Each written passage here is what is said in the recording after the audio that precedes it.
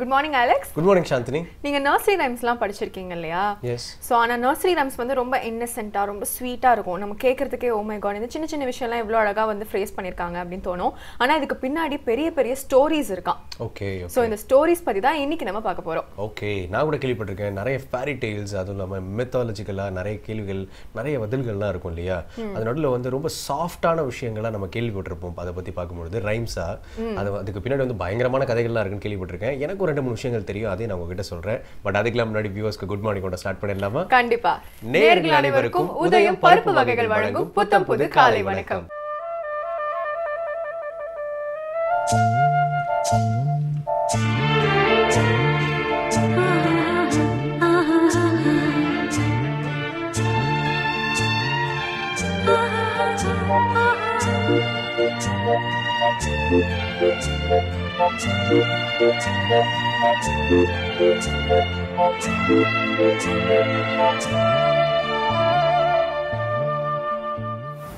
Chandni, Baba black ship அப்படின்ற ஒரு rhyme கேள்விப்பட்டிருப்பீங்க இல்லையா?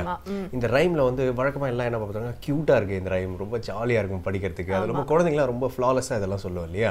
அதுக்கு பின்னாடி வந்து ஒரு பயங்கரமான கதை இருக்கு. என்னன்னு பாத்தீங்கன்னா 1275வது ஒரு வருஷத்துல என்ன ஆச்சுன்னா, அந்த வுல் இருக்கு இல்லையா, வுல்லுக்கான அந்த டாக்ஸஸ்லாம் வந்து அதிகமாயிடுச்சா. ஸோ அதை வந்து மையப்படுத்தி அவங்கள பின்படியா குத்தணும் அப்படின்றதுக்காக வந்து எழுதப்பட்ட ஒரு பாடல் தான் இது. அதாவது அதுல வந்து பிளாக் ஷீப் அப்படின்னு வருது இல்லையா, நாளடைவில் வந்து ஸ்கூல்கள்ல இந்த பிளாக் ஷீப் அப்படின்றத வந்து தூக்கிடலாம், ஏன்னா இது வந்து வேற ஏதோ ஒரு பர்டிகுலர் ரேஸை வந்து ரேசிசம் கிரியேட் பண்ணிடக்கூடாது அப்படின்னு சொல்லிட்டு அதை தூக்கிட்டு வேற மற்ற விதமான வார்த்தைகள்லாம் வந்து போட ஆரம்பிச்சிட்டாங்களாம்.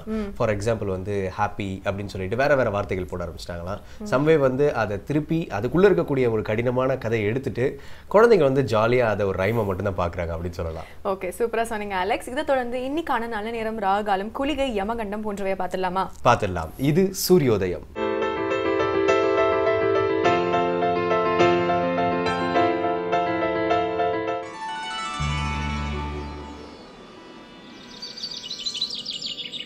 இன்று 5/3/2015 வியாழக்கிழமை, ஜெயபருடம் மாசி மாதம் 21ஆம் தேதி. இன்று சூரியோதயம் 6:25 ராகுகாலம் பகல் 1:30 மணி முதல் 3 மணி வரை. யமகண்டம் காலை 6 மணி முதல் 7:30 மணி வரை. குளிகன் காலை 9 மணி முதல் 10:30 மணி வரை. திதி பௌர்ணமி. மகம் நட்சத்திரம். நல்ல நேரம் எனும் சுபபூரைகள் காலை 9 மணி முதல் 12 மணி வரை, பகல் 1 மணி முதல் 2 மணி வரை, மாலை 4 மணி முதல் 6 மணி வரை. அமிர்த சித்த யோகங்கள் கூடிய சுபதினம். இன்று மகர ராசிக்கு சந்திராஷ்டமம். அலெக்ஸ், ஹம்டி டம்டி அப்படின்ற ரைம் பத்தி கேள்விப்பட்டிருக்கீங்க இல்லையா? இதுல வந்து எக் மாதிரி ஒரு உருவம் வந்து மேலே ஏற ட்ரை பண்ணி கீழே விழுந்து இறந்து போற மாதிரி ஒரு கியூட்டான ஒரு ரைம் இருக்கும். ஆனா இந்த ஹம்டி டம்டியை வந்து கால்செஸ்டர் அப்படின்ற நாட்டுல வாழ்ந்த சார்லஸ் I அப்படின்ற ராஜாவை குறிப்பிட்டிருக்காங்க. அவர் எப்படின்னா கூன் விழுந்த ராஜாவா. அவர் வந்து எனிமீஸ்லாம் வந்து அட்டாக் பண்ணும்போது அவர் அரண்மனையை சுத்தி ஒரு பெரிய மதில் சுவர் மாதிரி பெருசா இருக்குமா. ஸோ இவரால் ரொம்ப குள்ளமா இருந்ததுனால இவரால் ஏற முடியலையா. ஏறி தப்பிக்க வந்து முயற்சி செஞ்சிருக்காரு. அப்ப ஏறி கீழே விழுந்து இறந்திருக்காரு. ஸோ அதை தான் வந்து இவங்க இன்டெரக்டா வந்து ஹம்டி டம்டி அப்படின்னு சொன்னதா சொல்லப்படுது. பயங்கரமான ஒரு கதையை வந்து ஒரு அழகான ரைம்குள்ள அடக்கிட்டாங்க அப்படின்னு சொல்லலாம். ஸோ எனிவே இதை தொடர்ந்து வந்து டாக்டர் பாலசாண்டில்யன் இளைஞர்களுக்கு தேவையான முக்கியமான சில விஷயங்களை சொல்ல வராரு. பார்த்துடலாமா? பார்த்துடலாம். இது கைரான் வழங்கும் Yuva. Mission, leadership, achievement, solution. Kairon.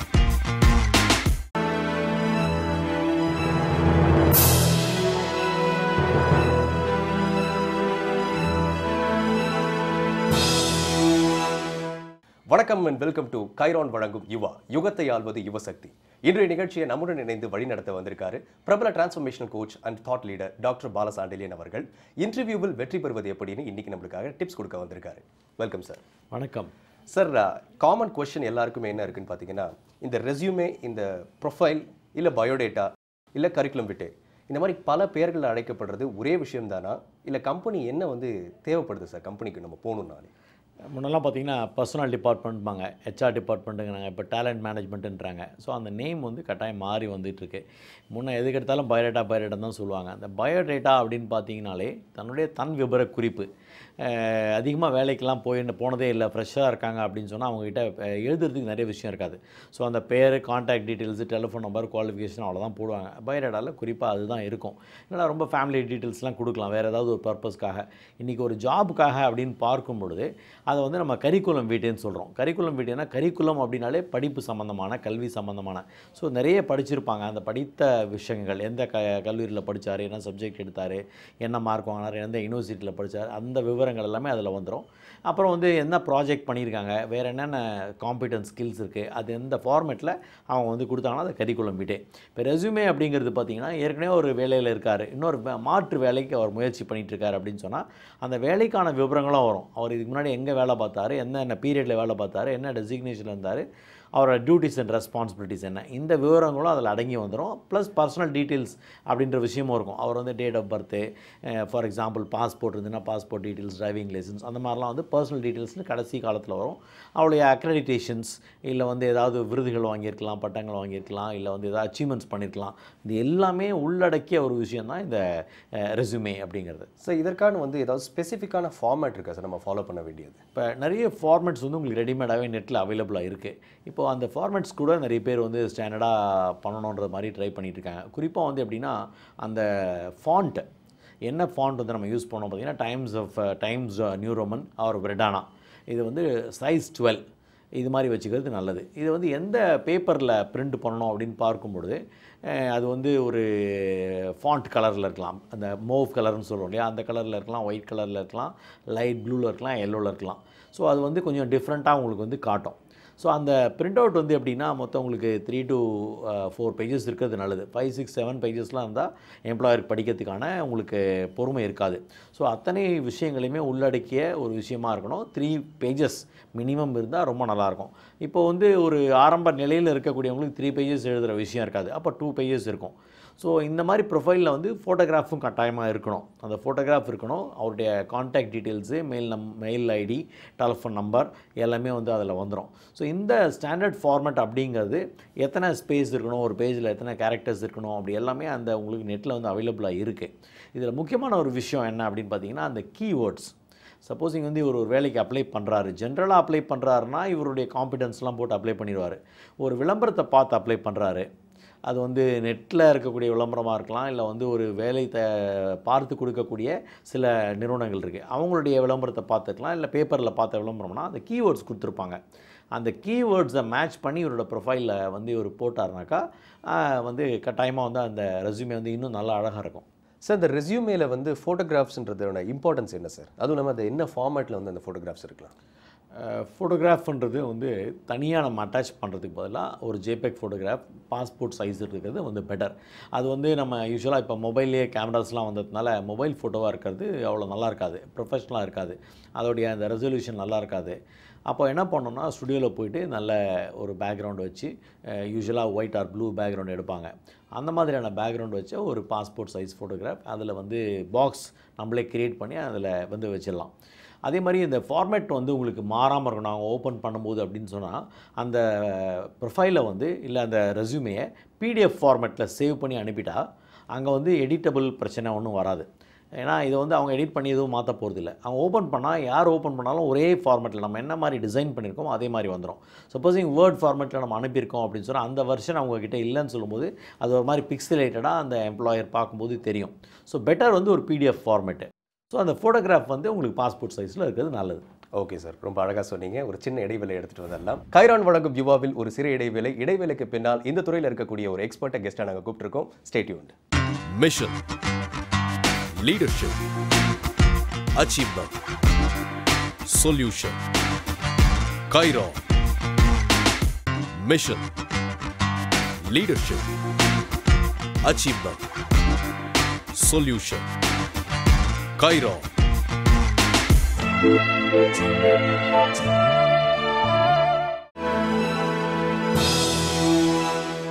Welcome back to Kairon வழங்கும் யுவா.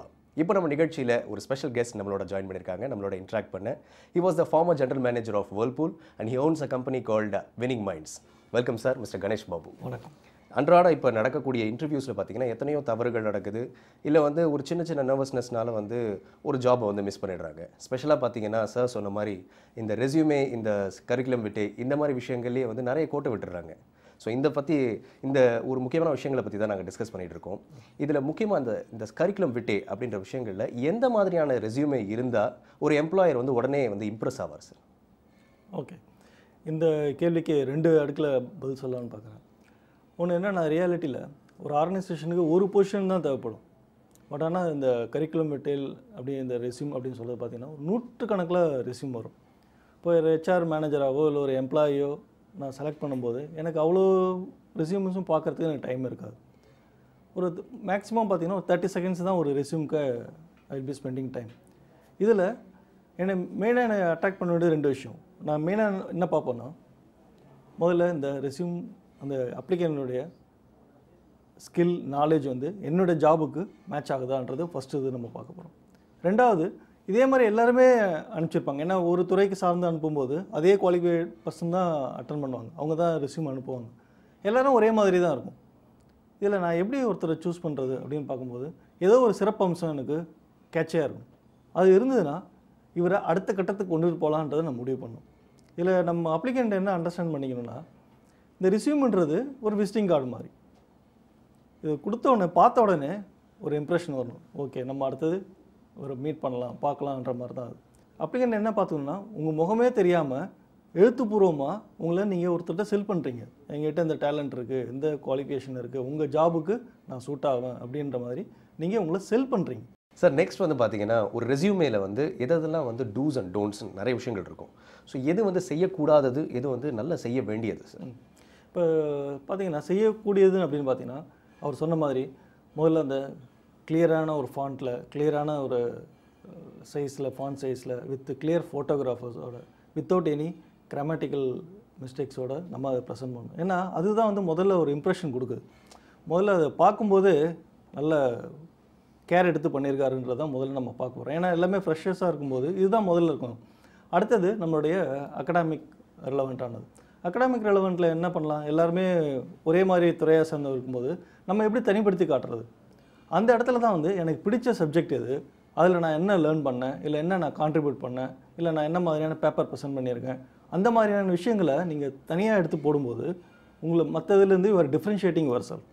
இதெல்லாம் வந்து டூஸ்ன்றதில் பண்ணலாம். டோன்ட்ஸ்ன்னு பண்ணும்போது எனக்கு தெரிஞ்சு be honest with your facts. அது ரொம்ப ரொம்ப இம்பார்ட்டன்ட். ஏன்னா இப்போ நிறைய இன்ஃபர்மேஷன் அவைலபிள் இருக்குது. எல்லாருமே போய்ட்டு கட் அண்ட் பேஸ்ட் பண்ணி இருக்கிற இன்ஃபர்மேஷன் போடுறது, இல்லை வேறு தப்பான இன்ஃபர்மேஷன் கொடுக்குறாங்க. பட் நம்ம என்ன புரிஞ்சுக்கணும்னா, நம்மளை விட எம்ப்ளாயர்ஸ் வந்து பார்த்த உடனே they can able to identify the difference. Falls information ஈஸியாக கண்டுபிடிச்சிருவாங்க.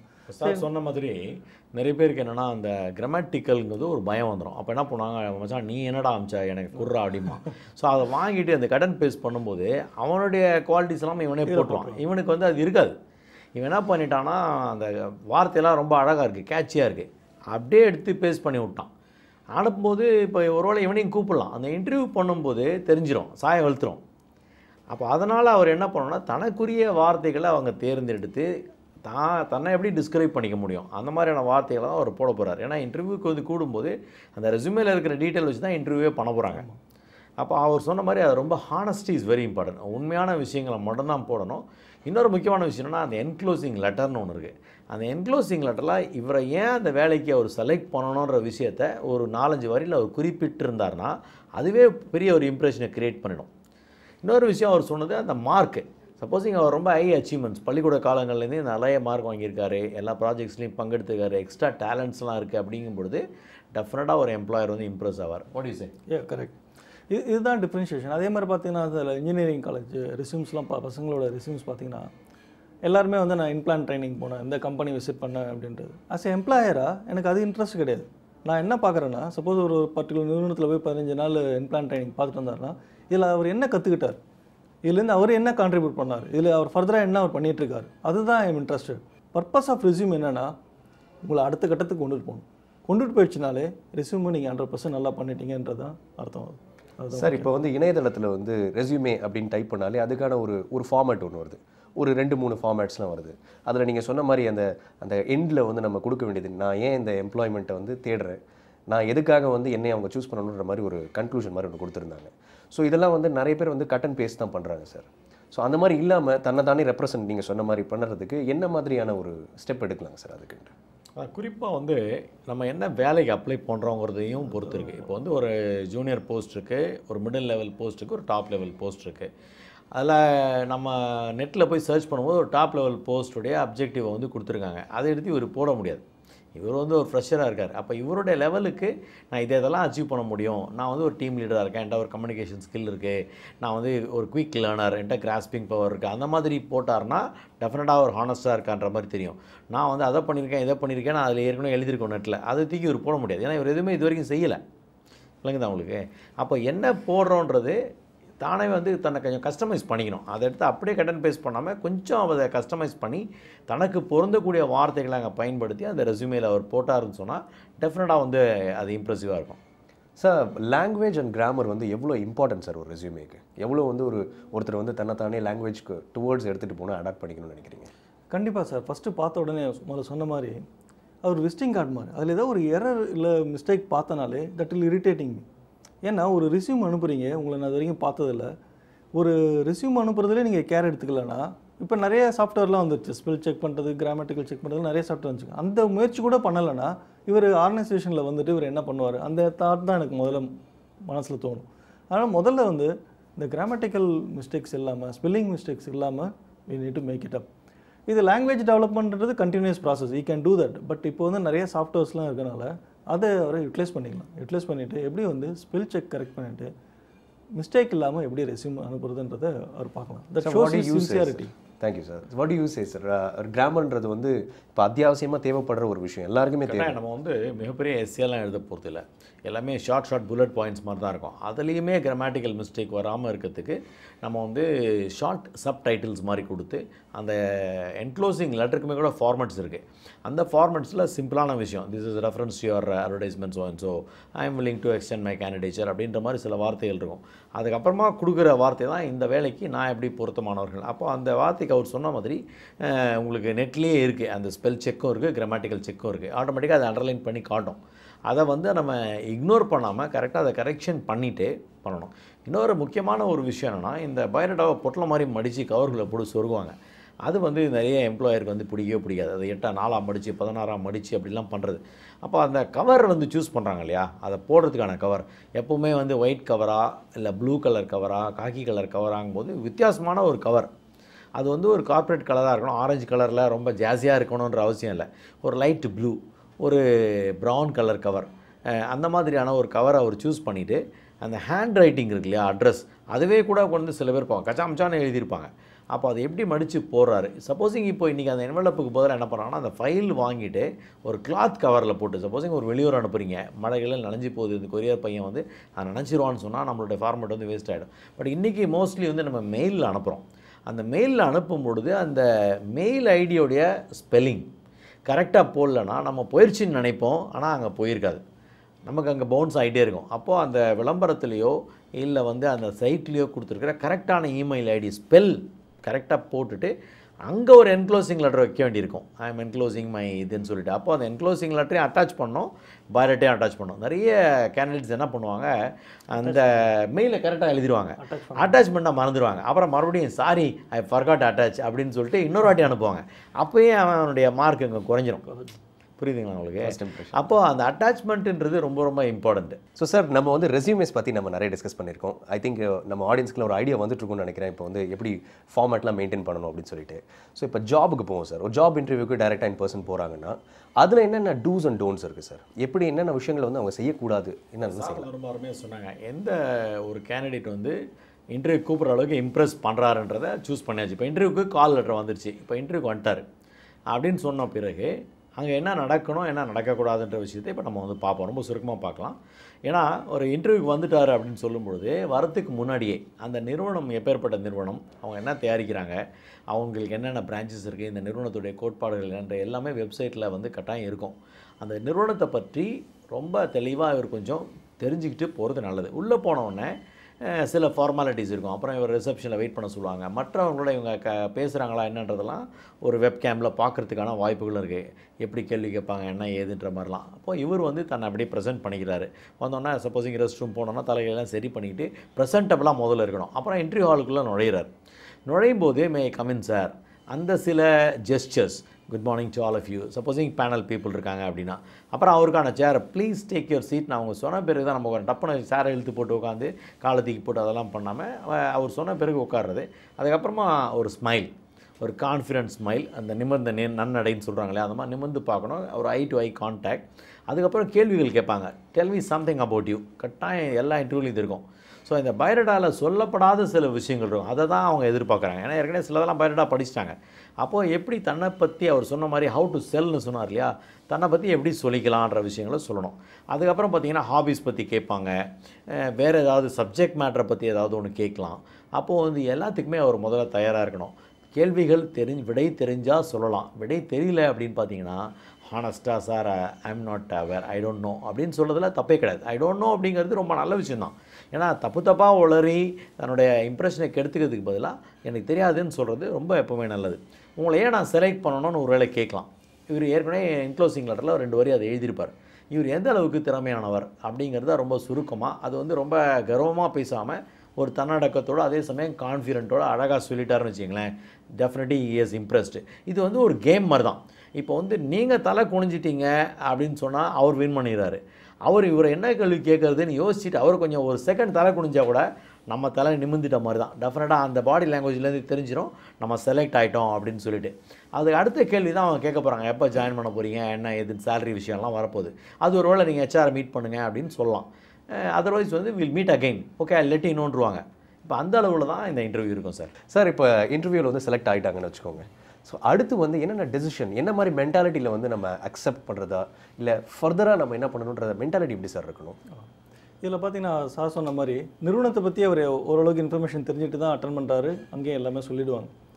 அதை பற்றி பிரச்சனை இல்லை. அடுத்தது ஜாப் ரிலவெண்ட்டான இன்ஃபர்மேஷன் அவர் கிளியராக இருக்கணும். என்ன மாதிரி ஜாபில் போக போகிறோம், எந்த ஃபங்க்ஷன்ஸில் நம்மளை டிப்ளாய் பண்ண போகிறாங்க, அது நமக்கு சரியாக வருமானன்றதை முதல்ல அவர் கிளாரிஃபை பண்ணிக்கணும் இன்டர்வியூவில். ரெண்டாவது சேலரி ஆஸ்பெக்ட், என்ன மாதிரியான salary, whether it is acceptable to him or நாட்ன்றது முதல்ல கிளாரிஃபை ஆகணும். அடுத்தது சில ஜாப் வந்து காஸ் ஃபார் ரீலொகேஷன். பிளான்ட்டு நிறைய இடத்துல கம்பெனி வச்சுருப்பாங்க. இந்த ஒரு 6 மாதம் இங்கே இருக்க வேண்டியது இருக்கும், அடுத்து வேறு எங்கேயோ போக வேண்டியதாக இருக்கும். அது நமக்கு சரியாக வருமானது அங்கே கேட்டு தெரிஞ்சுக்கிறது நல்லது.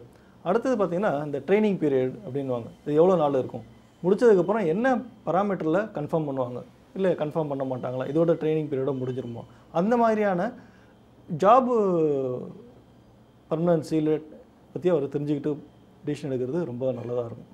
இதெல்லாம் தான் சில ஃபேக்டர்ஸ் அங்கேயே வந்து கிளாரிஃபை பண்ணிக்கிறது பெட்டர். சில பாண்டு கூட சில கம்பெனியில் கேட்பாங்க, சில கம்பெனியில் பாண்ட்ஸ் கேட்பாங்க. அது வந்து அங்கேயே கிளாரிஃபை பண்ணிக்கிறது பெட்ரு. சார் சொன்ன மாதிரி சில என்ன பண்ணுவாங்க, இன்டர்வியூ பண்ணல அவங்களே கேட்பாங்க, வேறு ஏதாவது கேட்க விரும்புகிறீங்களா அப்படின்னு கேட்பாங்க.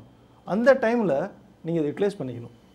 இந்த மாதிரியான கேள்விகளெல்லாம் கிளாரிஃபை பண்ணிக்கிறது அங்கேயே செக் பண்ணிக்கிறது நல்லா. இந்த பாண்ட் மாதிரியான விஷயம் வரும்போது இருங்க சார் எங்கள் அப்பா கேட்டு சொல்கிறேன். இப்போ வெளியூர் அப்படின்னோடனே இல்லை சார் வெளியூர்லாம் நான் போக மாட்டேன் சார், மெட்ராஸில் தான் சார் வேலை பார்ப்பேன் அப்படின்னு சொன்னால் அவர் அந்த பிரைமா பேசி ரிஜெக்ட் ஆகிடுவார். So he must be in a position to relocate himself.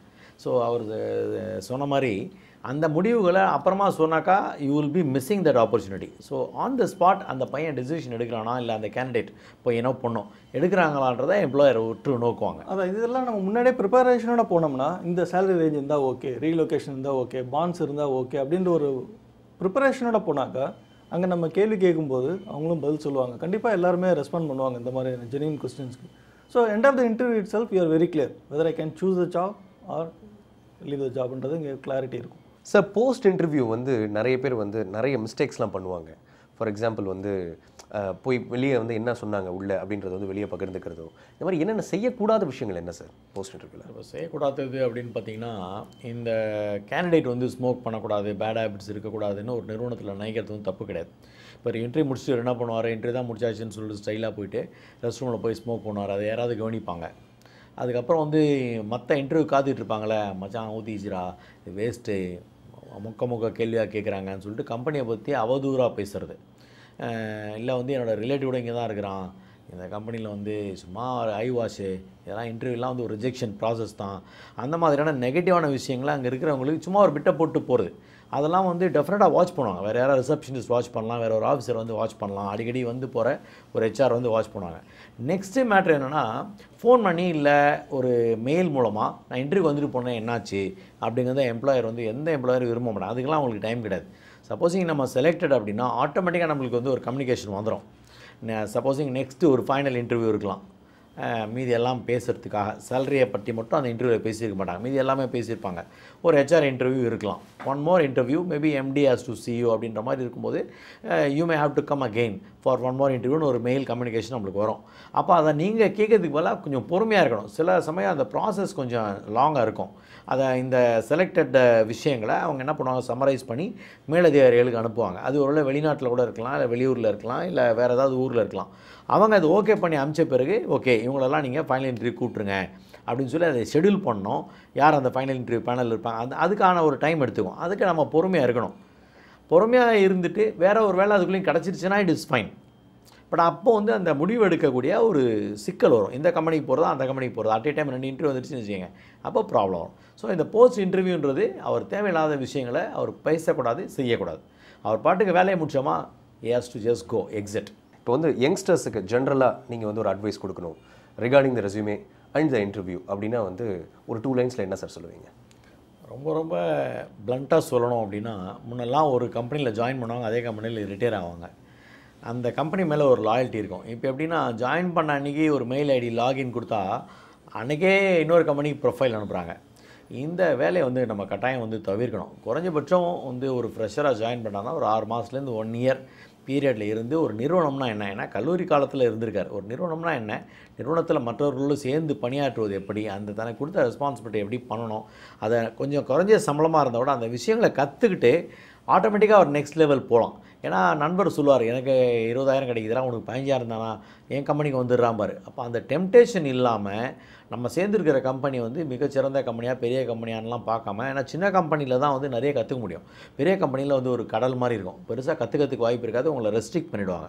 So அந்த ஃப்ரீடமை வந்து முதல்ல புரிஞ்சுக்கணும் அந்த கேண்டிடேட்ஸ். ஸோ நமக்கு இங்கே எதிர்காலம் பெருசாக இல்லை என்றாலும் கற்றுக்கொள்வதற்கான ஒரு தளம் இங்கே இருக்குது அப்படிங்கிற நோக்கத்தோட to learn and also earn, இந்த மனப்பாங்கோட இளைஞர்கள் இருந்தாங்கன்னா அவங்க மிகப்பெரிய வெற்றி அடைய முடியும். நம்ம வந்து ஒரு லாங் ஃப்யூச்சரை தான் நம்ம வந்து பார்க்கணும், ஒரு ஷார்ட் டேர்ம் ஃப்யூச்சரை பார்த்து பிரயோஜனம் இல்லை. சார் நீங்கள் என்ன சார் சொல்ல விரும்புகிறீங்க யங்ஸ்டர்ஸ்க்கு? என்னோடது என்ன பார்த்தீங்கன்னா, கண்டினியூஸ் ஸ்கில் டெவலப்மெண்ட் சார். ஏன்னா இன்றைக்கி உள்ள நிலைமையில் இன்றைக்கி படித்தது நாளைக்கு யூஸ் இல்லாமல் போயிடும். ஏன்னா கண்டினியூஸாக நிறைய சேஞ்சஸ் ஆகிட்டு இருக்குது. டெக்னாலஜியில், சயின்ஸில் நிறைய மாற்றங்கள் வந்துகிட்டே இருக்குது. காலேஜில் படிக்கிறது மட்டுமே பார்த்தாது, கண்டினியூஸாக நம்மளை எப்படி அப்டேட் பண்ணிக்கிறோம், எப்படி நம்ம ஸ்கில் டெவலப் பண்ணுறோம், இதை வச்சு தான் நம்ம அடுத்த கட்டத்துக்கு நம்ம முன்னேற முடியும். அதனால் காலேஜ் படிப்புன்றது ஒரு லெவல். அதுக்கு அடுத்தது கண்டினியூஸாக எப்படி என்னுடைய நாலேஜ் என்ரிச் பண்ணிக்கிறேன், எப்படி நான் கண்டினியூஸாக ஸ்கில் டெவலப்மெண்ட் பண்ணிக்கிறேன், இது ரொம்ப ரொம்ப முக்கியம் for a bright future. So இன்றைக்கி யங்ஸ்டர்ஸுக்கு தேவையான முக்கியமான இந்த இன்டர்வியூ மற்றும் ரெஸ்யூமேஸ் என்னென்ன நம்ம வந்து கடைப்பிடிக்கணும் அப்படின்ற விஷயங்கள்லாம் வந்து நீங்கள் பகிர்ந்துக்கிட்டதுக்கு ரொம்ப தேங்க்ஸ் சார். ஸ்பெஷலி ரொம்ப நீங்கள் உங்கள் வேல்யூபிள் டைம்ஸ் எங்கள் கூட ஸ்பெண்ட் பண்ணதுக்கு ரொம்ப தேங்க்யூ சார். நன்றி, ஆல் த வெரி பெஸ்ட். என்ன வியூவர்ஸ், இன்னைக்கு மிஸ்டர் கணேஷ் பாபு மற்றும் டாக்டர் பாலசாண்டில்யன் இன்டர்வியூஸ் பற்றின பல டிப்ஸ் நம்மளுக்காக கொடுத்தாங்க. மீண்டும் யங்ஸ்டர்ஸுக்கான இன்ட்ரெஸ்டிங்கான டாப்பிக்கோட நாளை வந்து சந்திப்போம். And the nets bye from Alex. இது கைரான் வழங்கும் யுவா, யுகத்தை ஆள்வது யுவசக்தி. Mission, leadership, achievement, solution. Kairon.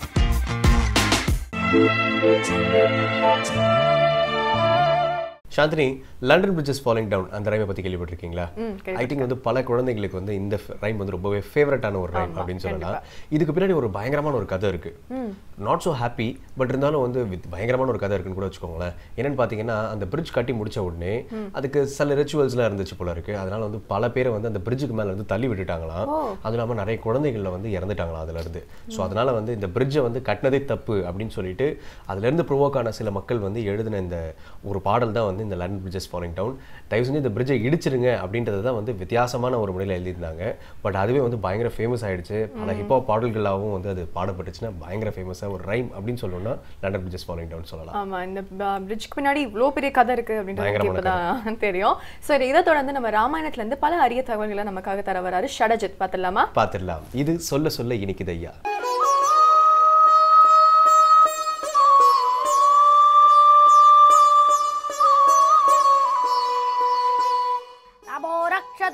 जगत्रय गुरुः रामं नमस्याम्य नरशत्रवो विनिकताः रामाय तस्मै नमः रामादेव समुत्थितज्जगति तं रामस्य दासोऽस्म्यहम् रामे तिष्ठति सर्वमेतदखिलं हे राम संरक्ष माम् रामं मे अडुगता दृष्टिः अद्यापि न निवर्तते नत्वा पश्यामि कौसल्ये साधु वा पाणिना स्पृशा அற்புதமான ஸ்லோகம். நேற்றைய தினம் சில அர்த்தங்களை பார்த்தோம். ராமம் மே அணுகதா திருஷ்டிகி, ராமனை பின்தொடர்ந்து கண்ணானது போய்விட்டது. அத்யாபி நடிவர்த்ததே, இன்றளவும் திரும்பி வரவில்லை. நத்வா பஷ்யாமி கௌசல்யா, கௌசல்யே உன்னை நான் பார்க்கவில்லை. சாதுபா பாடினா ஸ்பிருஷா, உன்னுடைய கையாலே என்னை தொடு என்று தெரிவிக்கிறார் தசரதன். ராமம்மே அணுகதா அதிருஷ்டி விசேஷ அர்த்தத்தை பார்ப்போம். ராமம்மே என்னுடைய கண்ணானது அணுகதா ராமனை பின்தொடர்ந்து சென்றது அப்படின்னார். என்ன பின்தொடர்ந்து போயிடுச்சு கண், எப்படி போச்சு தெரியலையே, எப்படி பின்தொடர்ந்து போச்சுன்னு தெரியலையே. கண்ணுக்கு எங்கேயாவது கால் உண்டா? நடந்து பின்தொடர்ந்து நடந்து போகிறதுக்கு காலே கிடையாது, எப்படி நடந்து போச்சு தெரியலையே. போடுத்து எப்படியோ போடுத்தே ராமனை பின்தொடர்ந்து என்று தெரிவிக்கிறார் தசரதன். அணுகதா, அதற்கு மேலே என்ன?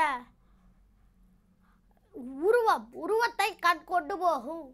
கண்டா என்ன பண்ணும்னா உருவத்தை கொள்ளும், உருவத்தை கண் கொள்ளும். இவ்விடத்துல என்னன்னா கண்ட உருவம் கொண்டு போயிடுத்து ராமன், அவன் கண்ணை கொண்டு போய் விட்டான. என்ன ஆச்சரியம்! உருவத்தை தான் கண் கொள்ளும், கண் கொண்டு போகும். ஆனால் கண்ணையே உருவம் கொண்டு போய் விட்டது, ராமன் கொண்டு போய் விட்டான. என்ன ஆச்சரியம் என்று தெரிவிக்கிறார் இவ்விடத்தில் தசரதன். ராமமே அணுகதா திருஷ்டிகி, திருஷ்டி அப்படின்னா கண், அது போயிடுத்து.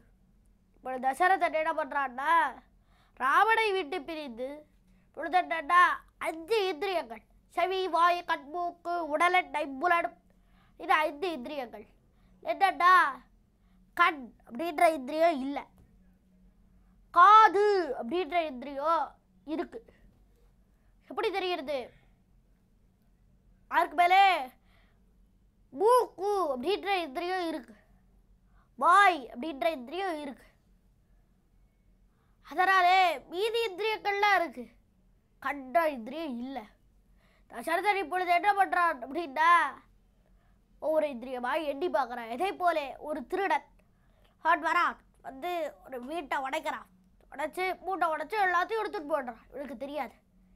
வேறு எங்கேயோ போயிட்டு வெளியிலலாம் போயிட்டு வராரு. இது பார்த்தா பூட்டு உடஞ்சி கிடக்கு. உள்ளே போய் பார்த்தா எதெல்லாம் காணோம் எதெல்லாம் இல்லை அப்படின்னு எடுத்து பார்க்குறாரு. அப்பொழுது சிலது இருக்குது சிலது இல்லை. அதே போல் தசரதன் ராவணை விட்டு பிரிந்தாயிற்று. பஞ்சேந்திரியங்களில் எந்தெந்த இந்திரியெல்லாம் இருக்குது எதெல்லாம் இல்லை என்று எண்ணி பார்க்கிறான். அதில் கண்டு அப்படின்ற இந்திரியம் இல்லை என்று தெரிகிறது இவ்விடத்தில். ராமமே அணுகதா திருஷ்டிகி மே திருஷ்டிகி, என்னுடைய கண்ணானது போயிற்று அப்படின்னார். என்னுடைய கண், இத்தனை நாள் என்னோடே சேர்ந்து பழகிற கண், என் சொல் பேச்சு கேட்க வேண்டிய கண், நான் சொல்லறதை கேட்க வேண்டிய கண் என்னை விட்டுட்டு போயிடுதேன். ஒருவேளை அது நான் சொல்லறதை கேட்க வேண்டிய கண் இல்லை, சுயமாக எதை வேணாலும் செய்யலாம், யார் சொன்ன பேச்சையும் கேட்க வேண்டாம் அந்த கண் அப்படின்னா தப்பு இல்லை, கட்டாயம் ராமனை பின்தொடர்ந்து போகலாம். நான் சொல் பேச்சு கேட்க வேண்டிய, என்னுடைய சொல் பேச்சை கேட்க வேண்டிய அந்த கண்ணானது என்னை விட்டுட்டு போயிடுத்தேன் கீழே தெரிவிக்கிறான் இவ்விடத்தில். அப்படி போயிடுத்து எடு தெரிவிக்கிறான். மே திருஷ்டிகி, என்னுடைய கண்ணாளகிரியாலே போயிடுச்சு. இதை கைகையினுடைய கண் போகுமா? போகாது. கூடுடைய கண் போகுமா? போகாது. என்னுடைய கண் அதனாலே போயிடுச்சு என்றான் தசரதன் இவ்விடத்தில். என்னுடைய கண்ணாகையினாலே இந்த கண்ணானது போய்விட்டது, ராவண பின்தொடர்ந்து போடுது. திருஷ்டிகி, அந்த கண்ணுக்கு நான் எத்தனையோ இந்த 60,000 ஆண்டுகளில் எத்தனையோ நல்ல விஷயங்களை எல்லாம் காட்டியிருக்கேன். கொஞ்சம் நல்ல விஷயங்களையா, எத்தனையோ நல்ல விஷயங்களை காட்டியிருக்கிறேன். ராவணை காட்டியிருக்கிறேன். ராவணை அகப்புணர்தேவ குமார ரூபம் அலங்கிருதத்தம் சுதமம் பிரஜத்தம் நந்தாபி பஷ்யன்னபி தர்ஷனே நாபவாபி திருஷ்டுவாச்ச புனரியுவே மகா தெரிவிக்கிறார் தசரதன். அகப்புடர் தேவகுமார ரூபம், அகப்புடர் தேவகுமார ரூபம், தேவகுமாரனை போலே இருக்கக்கூடியவன், அதாவது மன்மதனை போலே இருக்கக்கூடியவன் அல்லது சுப்பிரமணியனை போலே இருக்கக்கூடியவன் இந்த ராமன். அலக்கிருதத்தம் சுதமம் பிரஜந்தம், அலங்காரம் பண்ணிட்டா இன்னும் ரொம்ப அழகு. சுதமம் பிரஜந்தம் நந்தாபி பஷ்யன் அபிதர்ஷனேனா, நந்தாபி பஷ்யன் அபிதர்ஷனேனா, அவனை நான் தூரத்துலேருந்து பார்க்குறேன், பார்த்தால் ரொம்ப ஆனந்தமாக இருக்கு. அபிதர்ஷனேனா பவாபி திருஷ்டாச்ச புனர் யுவேவான், அவனை கூப்பிடுறேன். கூட்ட உடனே அவன் கிட்ட வரான். கிட்ட உடனே அவனை பார்த்தால் என்ன அப்படின்னா அப்படியே நான் யுவாவாக மாறி விடுகிறேன் என்று தெரிவிக்கிறான் கைகேயை பார்த்து தசரதன். அதனால ராமனை காமித்து வைத்ததும் நான் தான். மேலே ஏ கௌசல்யே, உன்னை நான் காமித்திருக்கிறேன் ராமனுக்கு. அப்படியெல்லாம் இருக்கக்கூடிய காலத்தில் அந்த கண்ணானது என்னை விட்டுட்டு போயிடுது, இப்படி போயிடுது என்று தெரிவிக்கிறான். ராமமே அனுகதா திருஷ்டிகி அத்தியாபி நடிவர்த்ததே, அத்தியாபி நடிவர்த்ததே, இன்றளவும் அந்த கண்ணானது திரும்பி வரவில்லைடா. போச்சே, திரும்பி வர வேண்டாமா? திரும்பியே வரல. ஏன் அப்படின்னா கைகேயி இந்த நாட்டை எல்லாத்தையும் நாசம் பண்ணுறான், ரொம்ப நாசத்தை விளைவிக்கிறாள். ராமனை காற்றுக்கு அனுப்பிட்டா. அவள் ரொம்ப கெட்டதெல்லாம் செஞ்சுட்ருப்பா. அவளுடைய முகத்திலே விழிக்கக்கூடாது அப்படின்னு நினச்சிட்டு இருக்கும் இந்த கண். ஒருவேளை அங்கே போனால் கைகேயினுடைய முகத்திலே விழிக்க வேண்டுமோ அப்படின்ற பயம் போல இருக்கு. தன்னாலே கைகேய முகத்திலே விழிக்க வேண்டும் என்கிற பயத்தினாலே இந்த கண்ணானது திரும்பி வரவில்லை அந்த சரதன். சரி, அப்படியே இருந்தாலும் நான் இவ்வளவு கஷ்டம் தன்னாடா எத்தனையோ விஷயங்கள் எல்லாம் இந்த கண்ணுக்கு நான் காய்ச்சிருக்கேன். அதில் என்ன என்னை வந்து பார்க்க வேண்டாமோ? இவ்வளவு துக்கத்தில் நான் ஆழ்ந்து கிடக்கிறேனே, இந்த காலத்தில் என்னை வந்து விசாரிக்க வேண்டாமோ? என் தசரதனே, ரொம்ப துக்கப்படுறியா? துக்கப்படாதே. சீக்கிரத்திலேயே ராமன் 14 ஆண்டு வனவாசத்தை முடித்து விட்டு திரும்பி வந்து விடுவான் அப்படின்னு கொஞ்சம் ஒரு ஆஸ்வாசகரமான 2 வார்த்தையை சொல்லிட்டு போக வேண்டாமோ? வராத போயிடுச்சுண்டா. நான் சொல்கிறேன் தசரதன், என்னால் நான் கெட்டேன். நான் என்ன இந்த கண்ணுக்கு எத்தனையோ நல்ல விஷயங்கள் எல்லாம் காட்டினேன். ஆனால் ஒரே ஒரு தப்பை மட்டும் பண்ணிட்டேன். என்ன தெரியுமா தப்பு பண்ணேன்? ராமனையும் சேர்த்து காமிச்சுட்டேன். ராவணை காட்டினேனோ இல்லையோ, இப்போ ராமன் பின்னாடியே போடுத்து திரும்பி வர்ற. ராவணை காட்டி இருக்கக்கூடாது, அந்த ராவணை காட்டினது தான் நான் பண்ண ஒரே ஒரு பெரிய தப்பு. ராவணை காட்டினேன் அல்லவா, அதனால ராமன் பின்னாடியே போடுத்து என்று தெரிவிக்கிறான் தசரதனை விடத்தில். ராவணை பின்தொடர்ந்து செஞ்சது அத்தியாபி நடிவர்த்ததே, இன்றளவு திரும்பி வரவில்லை அப்படின்னா. இப்படி திரும்பி வரும். யாரை பின்தொடர்ந்து போயிருக்கு? பின்தொடர்ந்து போனவன் யார் அப்படின்னா பரமபதம். பரமபதத்தை எல்லோருக்கும் கொடுக்கக்கூடியவன், அவனை பின்தொடர்ந்து போயிடுச்சு. பரமபதம் எப்படி இருக்கு அப்படின்னா தெரிவிக்கிறார் எங்கூராழ்வார் நம்மாழ்வார். மீட்சியின் வைகுந்தமான கருமற்றது கை எதுவே. பெருமாளை பின்தொடர்ந்து எது போகிறதுன்னா இந்த ஜீவாத்மா எம்பெருமானை பின்தொடர்ந்து போடுது. எங்கே போகிறது? எம்பெருமானை பின்தொடர்ந்து பரமபதத்துக்கு செல்கிறது. பரமபதத்துக்கு சென்றாண்ட அங்கே போயிடுத்துட்டா பிற்பாடு திரும்பி வர முடியுமாண்டா? திரும்பி வர முடியாது. மீட்சியின் வைகுந்தமாநகர் மற்றது கையதுவே. அங்கே பரமபதத்துக்கு போயிட்டாண்ட திரும்பி ஒரு காலத்துலேயும் வர முடியாது. தெரிவிக்கிறார் நச்சப்புடரா வர்த்ததே, நச்சப்புடரா வர்த்ததே அப்படின்றார் பிரம்மசூத்திரத்திலே தெரிவிக்கிறார். நஜபுடரா வர்த்ததே, நஜபுடரா வர்த்ததே, திரும்பி வர முடியாது, வர முடியாது அப்படின்றார். பர்வதத்துக்கு போனால் திரும்பி வரவே முடியாது.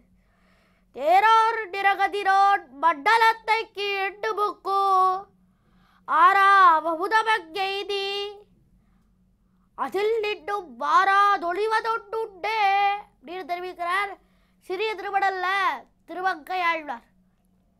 என்ன தேராறு நிரகதிரோன் மண்டலத்தை கீண்டு புக்கு, நல்லா பெரிய சூரிய மண்டலம் தாண்டி இந்த ஜீவாத்மாவை அழைச்சிட்டு அந்த எம்பெருமான் போவான்.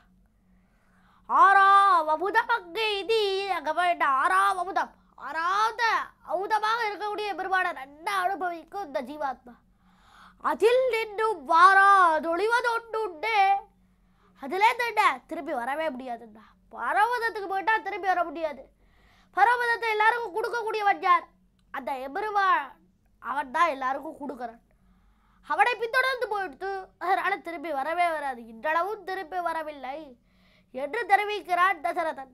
இன்னும் பெரிய விசேஷார்த்தங்கள் எல்லாம் இருக்கு, அதை நாளை தினம் அனுபவிப்போம். அதனால என்ன, நான் இதிலிருந்து என்ன தெரிந்து கொள்கிறோன்னா, பரமபதத்திற்கு எம்பெருமான் ஒருத்தரை அழைச்சிட்டு போனான்னா அந்த பரமபதத்திலேருந்து யாரும் திரும்பி வர முடியாது. அந்த பரமபதத்துக்கு எம்பெருமான் எப்பொழுது அழைத்து கொண்டு போவன் அப்படின்னா, நாம் அந்த எம்பெருமானை பற்றி இருக்க வேண்டும். அவருடைய திருநாமங்கள் அது எப்படி இருக்கிறது அப்படின்னா, சொல்ல சொல்ல இடிக்கிறது. அதை சொல்லிக்கொண்டே இருந்தால் கட்டாயம் அந்த பரமபதத்துக்கு நம்மை அழைத்து செல்வன் என்று நாம் இதிலிருந்து தெரிந்து கொள்கிறோம். இடிக்கிறதல்லவா?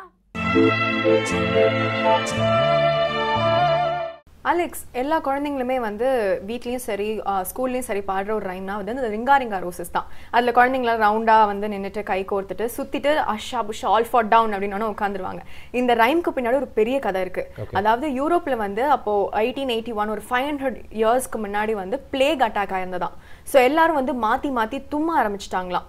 ஸோ தும்ம என்ன ஆயிடுச்சுன்னா எல்லாருக்குமே அந்த வியாதி பரவி ஒரு பாயிண்ட் ஆஃப் டைமில் அது ரொம்ப எண்டமிக் டிசீஸாக மாறிடுச்சான். ஸோ இது ஒரு ரீசனாக சொல்கிறாங்க. அதனால தான் வந்து husha busha all fall down, which means நீங்கள் ஸ்னீஸ் பண்ணி எல்லாரும் இறந்துட்டாங்க அப்படின்னு சொல்கிறாங்க. இன்னொன்று என்ன சொல்கிறாங்கன்னா, யூரோப்லேயே வாழ்ந்த ஃபில்சர்ட் அப்படின்ற ஒரு ராஜா வந்து என்ன பண்ணியிருக்காரு, இதே மாதிரி எதிரி நாட்டுக்கு வந்து ஏதோ ஒரு அட்டாக் பண்ணியிருக்காரு. அட்டாக் பண்ணும்போது திரும்பி அவர் மேலேயே அட்டாக் ரொம்ப ஜாஸ்தியாகி அவரோட சோல்ஜர்ஸ் எல்லாருமே இறந்துட்டாங்க அவர் இறக்கிறதுக்கு முன்னாடி. ஸோ வந்து ringa ringa roses pocket full of ஃபோர்ஸஸ்னா அவருக்கு அவ்வளோ எனிமீஸ் இருந்தாங்களாம்.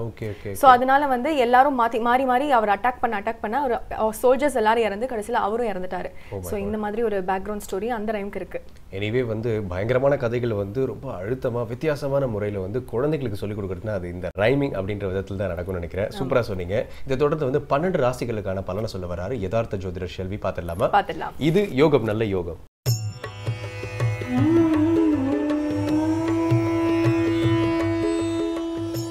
வேந்தர் டிவி நேயர்களுக்கு அனைவருக்கும் இனிய காலை வணக்கம். ஒவ்வொரு நாளும் யோகம் நல்ல யோக நிகழ்ச்சி மூலமாக அவர்களுடைய தினப்பலன்களை பார்த்து கொண்டு வருகின்றோம்.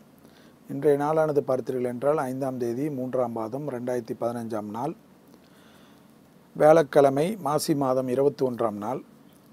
மாசி மகம் என்று சொல்லக்கூடிய நட்சத்திரத்தின் அமைப்பை நேற்று பார்த்தீர்கள். அதே போல் அந்த மாசி மகம் என்றதுடன் இன்று பௌர்ணமியும் சேர்ந்து உள்ளதனால் இன்று வந்து சமுத்திரஸ்தானத்திற்கு மிக முக்கியத்துவம் கொடுப்பார்கள். காலை 9:31 வரை அந்த மக நட்சத்திரத்தின் அமைப்பு காணப்படுவதனால் யாரெல்லாம் இந்த சமுத்திரஸ்தானத்தை விருப்பப்படுபவர்கள் இன்று காலையில் சென்று சமுத்திரஸ்தானம் செய்வது மிகப்பெரிய சிறந்த அமைப்பையும் சிறந்த விசேஷத்தையும் ஏற்படுத்தி தரும் என்பதை நினைவில் வைத்துக் கொள்ளுங்கள். முதலாவதாக பார்க்கக்கூடிய ராசிக்காரர்கள் மேஷ ராசிக்காரர்கள். மேஷ ராசிக்காரர்களுக்கு இன்றைய நாள் பார்த்தீர்கள் என்றால் பெரிய அளவு அனுகூலத்தையும் நிச்சயமாக சந்தோஷ அமைப்பையும் காணப்பட்டாலும் எடுத்த காரியத்திலெல்லாம் ஒரு சோம்பல் அமைப்பு காணப்படுவதனால் அந்த சோம்பல் அமைப்பை பரிபூர்ணமாக நிவர்த்தி செய்து கொள்வது உங்களுடைய சாமர்த்தியத்தை பொறுத்தது. அருகிலுள்ள ஏதேனும் ஒரு கோயிலுக்கு சென்று விட்டு மனதார பிரார்த்தனை செய்துவிட்டு அன்றாட பணிகளை ஆரம்பிக்கக்கூடிய மேஷராசிக்காரர்களுக்கு எடுத்த காரியமெல்லாம் ஜெயம் ஏற்படுவதற்குண்டான சாத்வீகங்களும் அனுகூலங்களும் நிச்சயமாக காணப்படும். ஒரே ஒரு எப்பொழுதும் நீங்கள் மனதிற்குள்ளாக குழப்பிக்கொள்ளக்கூடிய ஒரு விஷயம் என்னவென்றால், அஷ்டமத்து சனி என்று நீங்களாக குறைப்பட்டு கொண்டு நல்ல நாளையும் நல்ல அமைப்பையும் மற்றும் சனியை மட்டும் கொண்டு மற்ற கிரகங்கள் காணப்படவில்லை. 9 கிரகத்தில் சனியும் ஒரு கிரகம் என்பதை நினைவில் வைத்துக் கொள்ளுங்கள். அதில் 7 கிரகங்கள் பிரதான கிரகங்கள். நிழல் கிரகங்களான ராகுக்கும் கேதுக்கும் இருக்கின்ற இடத்துக்கு உண்டான தன்மையை பொறுத்து தான் பலன் தரும். அந்த மாதிரி இந்த சனி அமைப்பு காணப்பட்டாலும் இந்த சனிக்கு உண்டான குரு பார்வையால் ஒரு பிரச்சனையும் காணப்படாது என்பதை மேஷராசிக்காரர்கள் நினைவில் வைத்துக் கொள்ளுங்கள். சனி இருக்கிறதுனால எல்லா விஷயத்திலும் ஒரு ஸ்லோவாக மாறலாமே தவிர வெற்றி கிடைப்பதற்கு உண்டான ஒரு விதமான கஷ்டமும் காணப்படாத ஒரு நாளாக மேஷராசிக்காரர் காணப்படுவதை சரியாக முறையாக பயன்படுத்திக் கொள்ளுங்கள். உத்தியோகத்தில் நிச்சயமாக நல்ல முன்னேற்றம் ஏற்படக்கூடிய நாளாக இந்த நாள் காணப்படுகிறது. அடுத்ததாக நாம் பார்க்கக்கூடிய ராசிக்காரர்கள் ரிஷபராசிக்காரர்கள். எடுத்த காரியத்தில் அனுகூலங்கள் சந்தோஷ அமைப்புகள் குறைவே காணப்படவில்லை. சுறுசுறுப்புக்கு பங்கம் இல்லாமல் சந்தோஷ அமைப்புக்கு ஏற்றங்களும் அனுகூலங்களும் படிப்படியாக காணப்படுகிறது. தொலைதூர செய்திகள் நன்மைகள் ஏற்படுவது போல் இஷ்டப்பட்ட உங்களுடைய உத்தியோக மாற்றங்கள் எதிர்நோக்கி இருந்தவர்கள் அதற்குண்டான முயற்சிகள் வெற்றி ஏற்படக்கூடிய நல்ல நாளாக காணப்படுகிறது. அதே சமயம் தாய் தந்தையருடன் சிறு வாக்குவாதங்கள் கூட இல்லாமல் இருப்பது நன்மைக்கு பெரிய அளவுக்கு ஊக்குவிக்கக்கூடிய அமைப்பாக காணப்படுகிறது. உங்கள் பெற்றோர்களுடன் வாக்குவாதம் செய்வதால் உங்களுக்கு என்ன வந்து விடப்போகிறது என்பதை நினைவில் வைத்துக் கொள்ளுங்கள். குறிப்பாக குடியிருந்த கோயிலான தாயார் தேகாரோக்கியத்தில் ஏதேனும் குறைபாடு இருந்தால் அவர்களுக்கு இதம் சொல்வது கூட மருத்துவ ஆலோசனைக்கு முன்னுரிமை கொடுங்கள். அடுத்ததாக பார்க்கக்கூடிய ராசிக்காரர்கள் மிதுன ராசிக்காரர்கள். பெரிய அளவு அனுகூலமாக அமைப்புகள் காணப்படுவதை சரியாக முறையாக பயன்படுத்தி கொள்ளுங்கள். சுறுசுறுப்பாக படிப்படியாக நல்ல முன்னேற்றம் ஏற்படும். கடந்த காலத்தில் காணப்பட்டிருந்த பலவித கஷ்டங்களெல்லாம் பாடமாக எடுத்துக்கொண்டு மீண்டும் மீண்டும் அதே தவறை செய்து வருத்தப்படுவதற்கு உண்டான அமைப்பை மாற்றிக்கொள்ளாமல் அதிலிருந்தெல்லாம் முழுவதுமாக வந்துவிட்டு பிறர் உங்களை மெச்சுவர்களுக்கு மட்டும் நம்பி மோசமான அமைப்பெல்லாம் மாறி உங்களுக்கு குறை கூறினாலும் உங்களுக்கு இருக்கின்ற நல்லதை கெட்டதை சொல்லக்கூடியவர்களை வார்த்தைக்கு மதிப்பு மரியாதை கொடுத்து நல்ல முன்னேற்றம் படுத்தி கொள்ளுங்கள். படிப்படியாக நல்ல செய்திகள் வருவதுடன் இன்றைய நாள் நிச்சயமாக உங்களுக்கு எதிர்பார்க்காத ஒரு நல்ல செய்தி கிடைக்கக்கூடிய அமைப்பு நிச்சயமாக ஏற்படும். அடுத்ததாக நாம் பார்க்கக்கூடிய ராசிக்காரர்கள் கடக ராசிக்காரர்கள். ஏற்றம் அனுகூலம் படிப்படியாக நல்ல முன்னேற்றமெல்லாம் காணப்பட்டாலும் வாய் வார்த்தைகளில் தேன் தடவிய வார்த்தையுடன் 3 குரங்கு பொம்மைகளை நினைவில் வைத்துக் கொள்ளுங்கள். தேவை கண்டதை பார்க்காதே, கண்டதை பேசாதே, கண்டதை கேட்காதே என்பதை போல் யார் எந்த புறம் கூறினாலும் அதை கேட்டு அப்படியே சொல்வதையெல்லாம் தவிர்த்து கொள்ளுங்கள். முடிந்தால் அந்த இடத்திலிருந்து நகர்ந்து கொள்ளுங்கள். குறிப்பாக மேலதிகாரிகளுக்கும் உங்களுக்கும் சிறு வாக்குவாதங்கள் கூட பெரிய அளவு மன கஷ்டத்தையும் நிம்மதியற்ற தன்மையும் கடகராசிக்காரர்களுக்கு ஏற்படுத்திவிடும் என்பதை மட்டும் நினைவில் வைத்துக் கொள்ளுங்கள். அடுத்ததாக நாம் பார்க்கக்கூடிய ராசிக்காரர்கள் சிம்ம ராசிக்காரர்கள். உத்தியோகத்தில் ஒரு குறைபாடும் காணப்படவில்லை. உத்தியோக மாற்றத்தை எதிர்நோக்கியிருந்த சிம்மக்கார ராசிக்காரர்கள் அதற்குண்டான முயற்சியில் ஈடுபடலாம். கடல் கடந்த தொழில் அமைப்புக்கு செல்பவர்கள், கடல் கடந்த படிப்பு அமைப்புக்கு செல்பவர்களுக்கு மட்டும் சிறு தடைகள் காணப்படுகிறது. அப்படி இருக்கின்ற திரு தடைகள் உள்ள சிம்மராசிக்காரர்களுக்கு கடல் கடந்து செய்யக்கூடிய அமைப்பில் ஏதேனும் குறைபாடு இருந்தால் புற்றுள்ள அம்மன் கோயில் வழிபாடுக்கு சென்று விட்டு வந்தாலே அந்த குறை நிவர்த்தி ஏற்படும். மேலும் சிம்மராசிக்காரர்களுக்கு எடுத்த காரியத்தில் அனைத்தும் ஜெயமும் அனுகூலமும் காணப்பட்டாலும் இன்றைய நாளில் மிக மிக கவனமாக இருப்பது. எந்தவித கையெழுத்திடுவதற்கு முன்பாக, ஜாமீன் கொடுப்பதற்கு முன்பாக மிக மிக யோசித்து செய்வது நன்மை தரும். மற்றபடி எல்லாமே அனுகூலத்தை காணப்பட்டாலும் துணை அல்லது துணைவியாருடன் சிறு வாக்குவாதங்கள் கூட இன்று மொத்த நாளையும் கெடுத்துவிடும் என்பதை நினைவில் வைத்துக் கொள்ளுங்கள். அடுத்ததாக நாம் பார்க்கக்கூடிய ராசிக்காரர்கள் கன்னியா ராசிக்காரர்கள். ஏற்றத்தின் அளவு அதிகரித்துள்ளதை சரியாக முறையாக பயன்படுத்தி கொள்ளுங்கள். தொட்டது தொடங்கக்கூடிய காலகட்டம். ஜெயம் அனுகூலங்கள் காணப்படுவதுடன் லாபத்தின் அளவு அதிகரித்துள்ளதை நினைவில் வைத்துக் கொள்ளுங்கள். கண்டிப்பாக ஏதேனும் ஒரு அசையா பொருள் சேர்க்கை ஏற்படுவது உன்னதமான அமைப்பை ஏற்படுத்தி தரும். வீடு வாங்குவது, வீடு விற்பது மற்றும் வீட்டிற்கு உண்டான புதிய பொருட்கள் சேர்ப்பது எல்லாம் இல்லாமல் பெண்களுக்கு ஆடை ஆபரண சேர்க்கைக்கு மற்ற மகிழ்ச்சியும் அனுகூலமும் காணப்படும். சிலருக்கு ஆபரணத்தில் புதிய அமைப்புகள் எதிர்நோக்கியிருந்த அமைப்பு பெண்களுக்கெல்லாம் கிடைப்ப பெறுவதனால் மற்ற மகிழ்ச்சியும் ஆனந்தத்தை பெறுவீர்கள். பெரிய அளவுக்கு உத்தியோக மாற்றத்தை எதிர்நோக்கியிருந்த கன்னியாராசிக்காரர்கள் அதற்குண்டான முயற்சி ஏற்படுவதனால் நிச்சயமாக அந்த முயற்சி வெற்றி ஏற்படும். அதுவே உங்களுக்கு பெரிய அளவுக்கு பலவிதமான சங்கடத்திலிருந்து பறக்கின்ற போல அளவுக்கு ஒரு உன்னதமான சூழ்நிலையை ஏற்படுத்திவிடும். அடுத்ததாக பார்க்கக்கூடிய ராசிக்காரர்கள் துலா ராசிக்காரர்கள். துலா ராசிக்காரர்களுக்கு படிப்படியாக இருந்த பண கஷ்டம் நிவர்த்தி ஏற்படுவது கண்கூடாக பார்க்கலாம். புதிய ஒப்பந்தங்கள் ஏற்படலாம். பெரிய அளவு தொழில் அமைப்பில் இருந்தவர்கள் தடைப்பட்டிருந்த பலவித ஒப்பந்தங்கள்லாம் கைகூடி சந்தோஷ அமைப்பை ஏற்படுத்தி தரும். நல்ல செய்திகள் ஒன்றன் பின் ஒன்றாக வருவதை கண்கூடாக பார்க்கலாம். ஏற்றத்தினால் அதிகரித்துள்ளது சரியாக முறையாக பயன்படுத்தி கொள்வது துளாராசிக்காரர்களுடைய புத்திசாலித்தனம். குறிப்பாக லாபத்தின் அளவு அதிகரித்துள்ளதில் எடுத்த காரியத்தில் ஜெயமும் அனுகூலம் நிச்சயமாக ஏற்படும். அடுத்ததாக நாம் பார்க்கக்கூடிய ராசிக்காரர்கள் விருச்சக ராசிக்காரர்கள். விருச்சக ராசிக்காரர்களுக்கு உத்தியோகத்தில் இருந்த படிப்படியாக தொந்தரவுகள் நீங்கும். உத்தியோகத்தில் உங்களை ஏளனப்படுத்தியவர்களே உங்களிடம் உதவி தேடக்கூடிய அமைப்புக்கு உங்களுடைய ராசி பலம் அதிகரித்துள்ளதை நினைவில் வைத்துக் கொள்ளுங்கள். அதே சமயம் குடும்பத்தில் உள்ள பெற்றோர் பெரியோர் உடல்நிலைக்கு அதிக முக்கியத்துவம் கொடுப்பதும் அவர்களை கவனமாக இருக்குமாறு அன்புடன் கேட்டுக்கொள்வது நன்மை தரும். அவர்களுடைய நேரமே இன்று சரியாக இல்லாத சமயத்தில் அவர்களுடன் தேவையில்லாத மன வருத்தம் செய்யக்கூடிய அமைப்புக்கு உங்களுடைய பாதிப்புகள்லாம் இல்லாமல் பாதுகாத்து கொண்டாலே போதும். அதே சமயம் உங்களுக்கு ரத்தத்தில் பரவக்கூடிய நோய் உபத்திரத்தில் மிக மிக கவனமாக இருப்பது விருச்சக ராசிக்காரர்களுக்கு நன்மை தரும். உத்தியோகத்தில் சீரும் சிறப்புமாக கிடைக்கக்கூடிய நாளில் படிப்பு விஷயத்திலும் தடைப்பட்ட இந்த படிப்பு அமைப்புகளும் நிவர்த்தி ஏற்படக்கூடிய முயற்சிகள் வெற்றி ஏற்படலாம். எனவே இளம் வயதினர்களாக இருக்கட்டும் பெரியவர்களாக இருக்கட்டும் நல்லது நடக்கக்கூடிய நாளாக இன்றைய நாள் விருச்சக ராசிக்காரர்களுக்கு காணப்படுகிறது. அடுத்ததாக நாம் பார்க்கக்கூடிய ராசிக்காரர்கள் தனுசு ராசிக்காரர்கள். ஏற்றம் அனுகூலங்கள் படிப்படியாக நல்ல முன்னேற்றம் ஏற்படக்கூடிய அமைப்புகள் ஒன்றன் பின் ஒன்றாக நல்ல செய்திகள் வருவதற்குண்டான சாத்தியக்கூறுகள் காணப்படுகிறது. கண்டிப்பாக உத்தியோகத்தில் படிப்படியாக நல்ல முன்னேற்றம், சுபகாரிய பிராப்தங்கள் கைகூடுகிறது, சுபகாரிய தடைகள் பரிபூர்ண நிவர்த்தி ஏற்படுகிறது. உறவினர் மூலியமாக, நண்பர்கள் மூலியமாக, தெரிந்தவர்கள் மூலியமாக குடும்பத்தில் நீண்ட நாட்களாக தடைப்பட்டிருந்த சுபகாரிய தடைகள்லாம் பரிபூர்ண நிவர்த்தி ஏற்படுவதை கண்கூடாக பார்க்கலாம். ஏற்கனவே இருக்கிற கிரகச்சாரங்கள் சரியில்லை சரி என்று நீங்கள் புலம்பிக் கொண்டிருந்த அமைப்பு மாறி தைரியம் தன்னம்பிக்கை வளரும். அரசு துறை சார்ந்தவர்களுக்கு பெரிய அளவு அனுகூலங்கள் ஏற்படும். தனிப்பட்ட உத்தியோகத்தில் இருந்தவர்கள் மேலதிகாரிகளுக்கு நம்பிக்கைக்கு பாத்திரமாவார்கள். எடுத்த காரியத்தில் ஜெயம் ஏற்படும். தடைப்பட்டிருந்த பதவி உயர்வுகள் வீடேறி வந்து கிடைக்கிறதுக்கு உண்டான அமைப்புகள் சாத்தியக்கூறுகள் காணப்படுவதை சரியாக முறையாக பயன்படுத்தி கொள்ளுங்கள். அடுத்ததாக நாம் பார்க்கக்கூடிய ராசிக்காரர்கள் மகர ராசிக்காரர்கள். மகர ராசிக்காரர்களுக்கு காது மூக்கு தொண்டை சளி தொந்தரவு உபத்திரங்கள் சுவாச கோளாறு உள்ள மகர ராசிக்காரர்கள் மிக மிக கவனமாக இருப்பது இன்றைய நாளில் மிக முக்கியம். வண்டி வாகனத்தில் வித்தைகள் காட்டாதீர்கள். வண்டி வாகனத்தில் வித்தைகளை காட்டினீர்கள் என்றால் உங்கள் வித்தைகளை மருத்துவமனையில் தான் உங்கள் உறவினர்களும் நண்பர்களும் வந்து பார்க்க வேண்டிய சூழ்நிலை ஏற்பட்டுவிடும். எனவே அந்த ஒரு விஷயத்தில் மிக மிக கவனமாக இருங்கள். சந்திராஷ்டம அமைப்பு இன்று முழுவதுமாக இருப்பதை மட்டும் நினைவில் வைத்துக் கொள்ளுங்கள். எனவே எந்தவித கையெழுத்தோ வண்டி வாகனமோ அவசியமில்லாத பயணத்தை அறவே தவிர்த்து கொள்ளுங்கள்.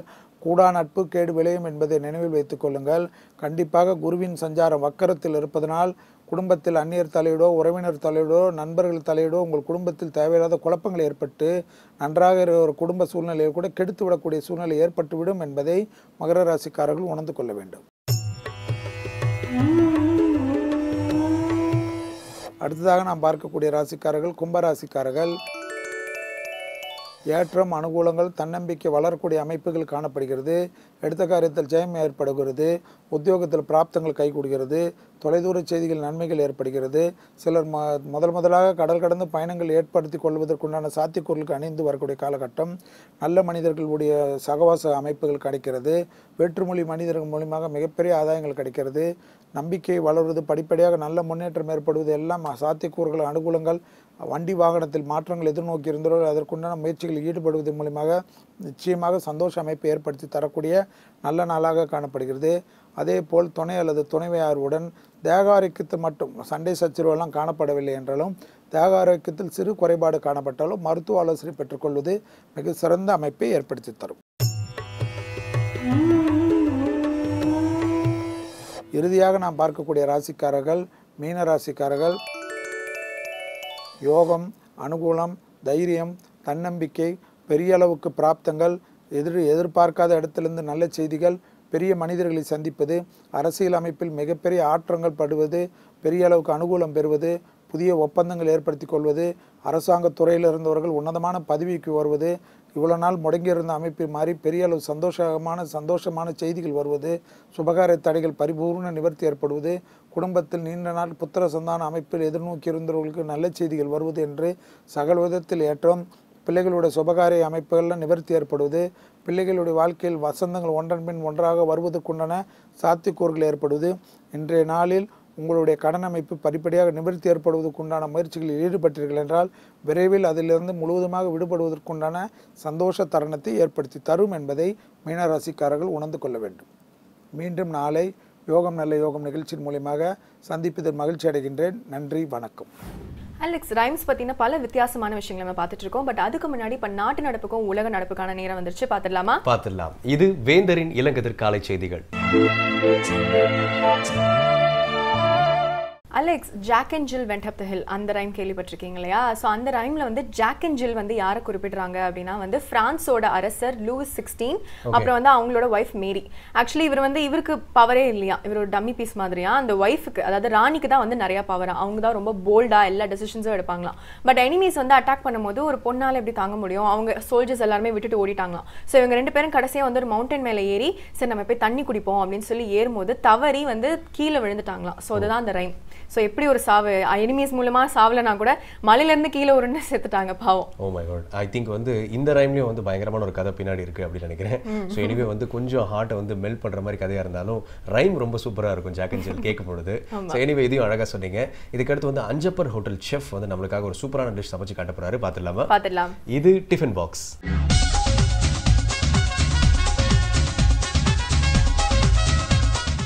புத்தம்புது காலையோடு நித்தம் ஒரு சுவையோடு வேந்தர் டிவி நேயர்கள் அனைவருக்கும் இனிய காலை வணக்கம். நான் உங்கள் செஃப் முத்துகருப்பன் அஞ்சப்பூர்லேருந்து வந்திருக்கேன்.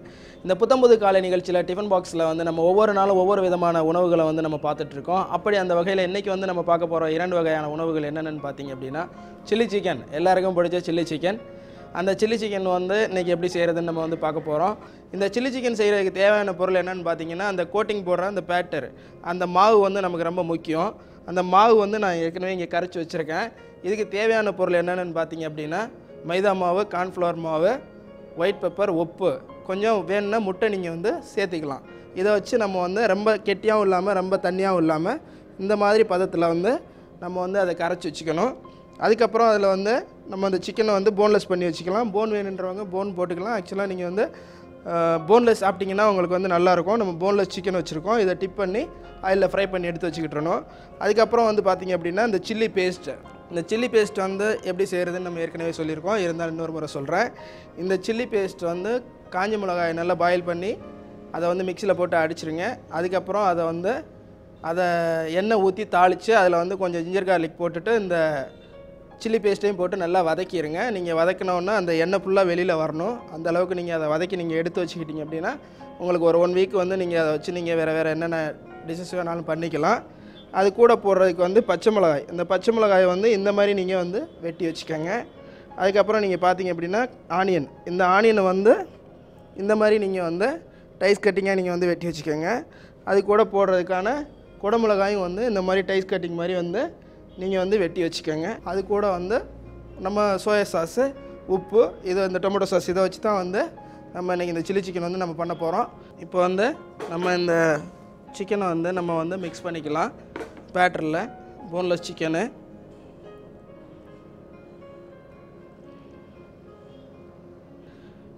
இந்த பேட்டர் வந்து ரொம்ப முக்கியம்.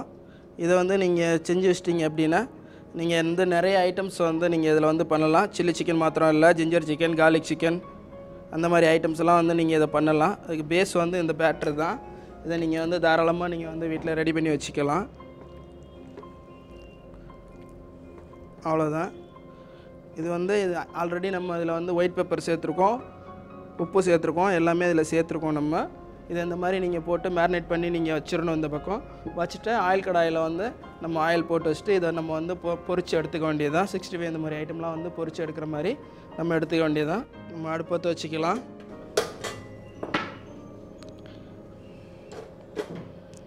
அடுப்பத்தை வச்சு ஆயில் கடாயை வச்சுட்டு எண்ணெயை நம்ம அதில் ஊற்றிடலாம்.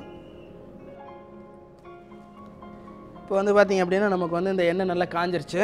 இந்த காஞ்ச எண்ணெயில் நம்ம இந்த மாதிரி மேரினேட் பண்ணி வச்சுருக்க சிக்கனை வந்து நம்ம அதில் போட்டு எடுத்துருவோம். வெந்ததுக்கப்புறம்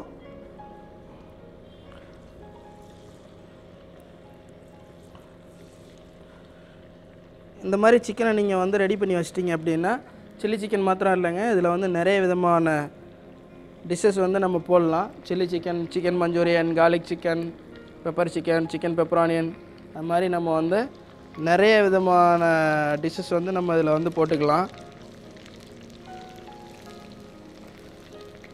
இப்போ வந்து பார்த்திங்கன்னா இது நல்லா ஓரளவுக்கு நல்லா வெந்துருச்சு, வெந்து நல்லா வந்துருச்சு இது. இப்போ இதை வந்து நம்ம என்ன பண்ணலாம், இதை நம்ம வந்து தனியாக எடுத்து வச்சுக்கிட்டுலாம். இதை நம்ம தனியாக எடுத்து வச்சுட்டு நம்ம அதுக்கு தேவையான சாஸ் வந்து நம்ம ரெடி பண்ணணும். சிக்கன் சின்ன சின்ன பீசஸாக போனில் சேர்த்து வச்சுக்கோங்க, சாப்பிட்றதுக்கு ரொம்ப நல்லாயிருக்கும். சில பேருக்கு வந்து போனோட சாப்பிட்ணுன்னு பிடிக்கும். அவங்க போனோட வந்து நீங்கள் இந்த மாதிரி கோட்டிங் போட்டு ஃப்ரை பண்ணி வச்சுக்கலாம்.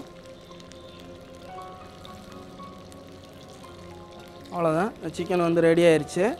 இதை வந்து நம்ம இப்போ எடுத்துடலாம். இதை எடுத்துகிட்டு நம்ம இதுக்கு தேவையான சாஸ் வந்து நம்ம ரெடி பண்ணணும். இப்போ நம்ம அந்த பொரிச்ச வந்து சிக்கனுக்கு வந்து நம்ம வந்து சாஸ் ரெடி பண்ணணும். இந்த சாஸ் வந்து எப்படி ரெடி பண்ணுறேன்னு இப்போ பார்ப்போம். அடுப்பத்தை வச்சு நம்ம வந்து பேன் வச்சுக்கலாம், எண்ணெய் ஊற்றிக்கலாம். இதில் வந்து எண்ணெய் காஞ்சதுக்கப்புறம் கொஞ்சம் சின்ன சின்னதாக பொடி பொடியாக நறுக்குன வெள்ளைப்பூண்டு, கார்லிக்கு, பொடி பொடியாக நறுக்குன ஜிஞ்சர், அதை நீங்கள் போட்டு ஃப்ரை பண்ணிவிட்டு அதுக்கப்புறம் அது கூட வந்து நீங்கள் இந்த பச்சை மிளகாய் சேர்த்துக்கங்க. அதுக்கப்புறம் வெங்காயம், இந்த மாதிரி வெட்டின வெங்காயத்தை சேர்த்துக்கோங்க. பிறகு இந்த மாதிரி வந்து கேப்சிகம் வந்து நீங்கள் சேர்த்துக்கோங்க.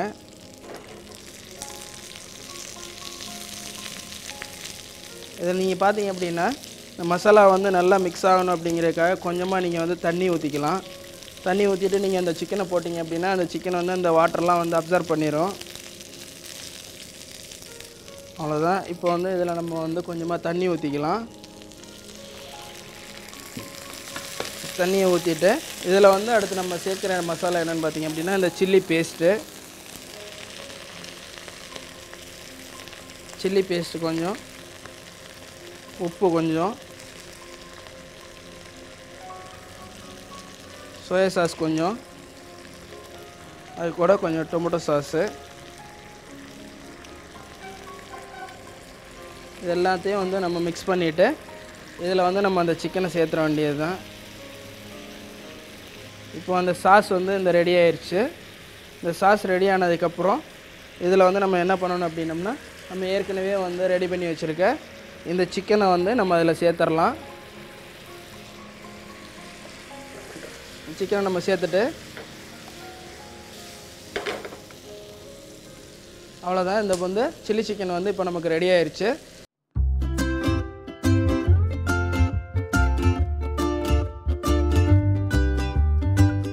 இப்போ வந்து இந்த சில்லி சிக்கன் செய்கிறது எப்படிங்கிறத வந்து நம்ம பார்த்தோம். அடுத்து வந்து நம்ம இப்போ பார்க்க போகிறது வந்து டொமேட்டோ ஊத்தப்பம். இந்த டொமேட்டோ ஊத்தப்பத்துக்கு வந்து பேஸ் என்னென்னு பார்த்தீங்க அப்படின்னா நம்ம தோசை மாவு தான். அந்த தோசை மாவு கூட நமக்கு மிக்ஸ் பண்ணுறதுக்கு இந்த தக்காளியை வந்து நல்லா அரைச்சி வச்சுக்கோங்க. தக்காளியை நீங்கள் அரைக்கும் போது தோசை மாவு வந்து அதோட புளிப்புத்தன்மையை பார்த்துக்கோங்க. அதுக்கேற்ற மாதிரி நீங்கள் தக்காளியை கூடவோ குறைவோ நீங்கள் அரைச்சிக்கலாம். ரெண்டாவது அந்த தக்காளி கூட ஒரு பச்சை மிளகாய் நீங்கள் சேர்த்து அரைச்சிட்டிங்க அப்படின்னா உங்களுக்கு சாப்பிடும்போது கொஞ்சம் காரமாக இருக்கும், சாப்பிட்றது கொஞ்சம் நல்லாயிருக்கும். இப்போ இந்த தோசை மாவையும் இந்த தக்காளியும் வந்து நம்ம வந்து மிக்ஸ் பண்ணிடுவோம். இந்த தோசை மாவில் வந்து நீங்கள் என்ன பண்ணுங்கள், தக்காளி பேஸ்ட் நம்ம அரைச்சி வச்சுருக்க தக்காளி பேஸ்ட்டை வந்து நம்ம அதில் ஊற்றி மிக்ஸ் பண்ணிக்கிட்டுடலாம். அதுக்கப்புறம் நீங்கள் வந்து இந்த மாதிரி இருக்கும். நீங்கள் தக்காளியை வந்து நீங்கள் நல்லா பேஸ்ட் பண்ணி நீங்கள் அரைச்சிட்டிங்க அப்படின்னா இந்த மாதிரி இருக்கும். உங்களோட மாவோட புளிப்புத்தன்மையை நீங்கள் பார்த்துக்கங்க. அதுக்கேற்ற மாதிரி நீங்கள் தக்காளியை நீங்கள் சேர்த்துக்கலாம். இது சாப்பிட்றதுக்கு ரொம்ப நல்லாயிருக்கும், நல்ல கலராக இருக்கும். தக்காளியோட கலர் வந்து நல்லா ஒரு ரெட் கலராக வரும். அப்படி சாப்பிட்றதுக்கும் நல்லாயிருக்கும், பார்க்கவும் நல்லாயிருக்கும். ரொம்ப சிம்பிள் செய்கிறது. இதுக்கு மேலே வந்து நீங்கள் அந்த தக்காளியை வந்து சின்ன சின்னதாக வந்து நீங்கள் வந்து கார்னிஷ் பண்ணி நீங்கள் போட்டுக்கலாம். இது உப்பு கலக்காத தோசை மாவு, அதனால் நான் உப்பு போட்டுக்கிறேன் கொஞ்சம். நீங்கள் வந்து அது கூட டாப்அப் பண்ணும்போது கூட சின்னதாக வந்து நறுக்கின பச்சை மிளகாய் நீங்கள் சேர்த்துக்கலாம், நல்லாயிருக்கும். கொத்தமல்லி தழை சேர்த்துக்கலாம், நல்லா வாசமாக இருக்கும். இப்போ வந்து இந்த தோசை மாவு வந்து ரெடி ஆயிடுச்சு நமக்கு. இப்போ இதை இந்த பக்கம் எடுத்து வச்சுட்டு நம்ம தோசைகளை வந்து எடுத்து வச்சுக்குவோம். இதை வந்து நீங்கள் தோசை மாதிரியும் ஊற்றிக்கலாம், ஊத்தப்பம் மாதிரியும் ஊற்றிக்கலாம். தோசை மாதிரி ஊற்றினாலும் நல்லாயிருக்கும், பார்க்குறதுக்கு நல்லாயிருக்கும். டொமேட்டோ ஊத்தப்பம் மாதிரியும் நீங்கள் ஊற்றிக்கலாம், நல்லாயிருக்கும். இந்த தக்காளி மாத்திரம் நல்லா தக்காளியாக பார்த்து போடுங்க. ரொம்ப காயான தக்காளியை போட்டிங்க அப்படின்னா ரொம்ப புளிக்கும். கல் காஞ்சிருச்சு. கல் இப்போ காஞ்சோடனே நம்ம இந்த டொமேட்டோ ஊத்தப்பத்தை நம்ம ஊற்றிடலாம்.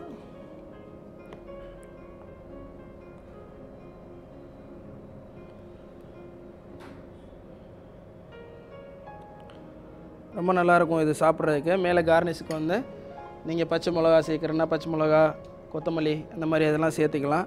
குழந்தைங்களுக்கு வந்து ரொம்ப நல்லா பிடிக்கும். இது ரொம்ப ஒரு ஈஸியான ஒரு டிஷ்ஷு. நீங்கள் சாதாரணமாக வந்து நீங்கள் வெறும் தோசையாக நீங்கள் செஞ்சு கொடுக்காம இந்த மாதிரி நீங்கள் வந்து கலர்ஃபுல்லாக நீங்கள் வந்து செஞ்சு கொடுக்கலாம். இதிலே வந்து நீங்கள் பீட்ரூட்டையும் கூட அரைச்சி போட்டிங்கன்னா அந்த பீட்ரூட்டும் வந்து உங்களுக்கு நல்லா ரெட் கலராக இருக்கும், பார்க்குறதுக்கு நல்லாயிருக்கும், ஸ்வீட்டாக இருக்கும் தோசை. அந்த மாதிரி நிறைய வெரைட்டி நம்ம வந்து பண்ணலாம். இதில் வந்து பசலைக்கீரை தோசை பண்ணலாம், முடக்கத்தான் தோசை பண்ணலாம். இந்த மாதிரி விதவிதமான தோசைகள் வந்து நம்ம இந்த மெத்தடில் வந்து நம்ம செய்யலாம். அதெல்லாம் வர எபிசோடுகளில் வந்து நம்ம பார்ப்போம். இது நல்லா வேகட்டும். இது நல்லா வெந்ததுக்கப்புறம் அது மாதிரி ஒரு மாதிரி நல்ல ஒரு ரெட்டிஸாக இந்த தோசை வந்து வரும்.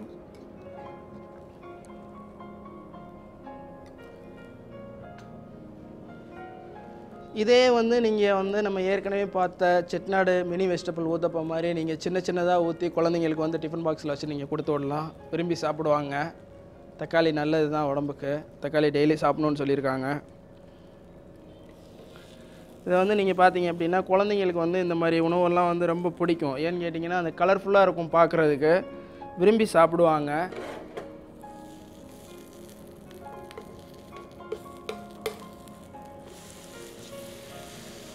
நல்லாயிருக்கும், பார்க்குறதுக்கே நல்லாயிருக்கும். ஒரு மாதிரி அப்படியே லைட் ரெட்டாக அப்படியே வரும். அது நல்லாயிருக்கும், குழந்தைங்க விரும்பி சாப்பிடுவாங்க. குழந்தைங்களுக்கு தான் மெயினாக வந்து இந்த மாதிரி உணவுகள் வந்து குழந்தைங்களுக்கு செஞ்சு கொடுங்க. உங்களுக்கு வந்து காலை நேரத்தில் குழந்தைங்களுக்கு சாப்பாடு ஊட்டுற இந்த ட்ரெண்ட்ஸுன்னு வந்து இருக்காது. இன்றைக்கி என்ன செஞ்சு கொடுப்போம், உங்கள் வீட்டில் எப்போவுமே ரெகுலராக தோசை மாவு இருக்கும். நம்ம என்ன பண்ணுவோம், அவசரத்துக்கு அந்த தோசையை ஊற்றி கொடுத்துருவாங்க. என்னம்மா நீ டெய்லி தோசையா அப்படின்னு சொல்லி கேட்பாங்க. இந்த மாதிரி நீங்கள் செஞ்சு கொடுங்க, ஒரு நாளைக்கு ஒரு டிஷ்ஷு நீங்கள் கொடுக்கலாம். இப்போ வந்து நமக்கு இந்த டொமேட்டோ ஊத்தப்பம் வந்து நமக்கு ரொம்ப நல்லா ரெடி ஆயிடுச்சு. இதை நீங்கள் வீட்டில் கண்டிப்பாக நீங்கள் செஞ்சு கொடுங்க, குழந்தைங்களுக்கு செஞ்சு கொடுங்க, விரும்பி சாப்பிடுவாங்க.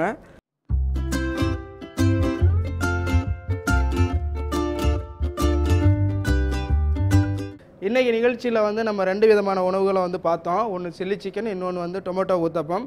இதே போல் இன்னும் 2 வகையான உணவுகளோடு நான் வந்து உங்களை சந்திக்கிறேன். அது வரைக்கும் நன்றி, வணக்கம்.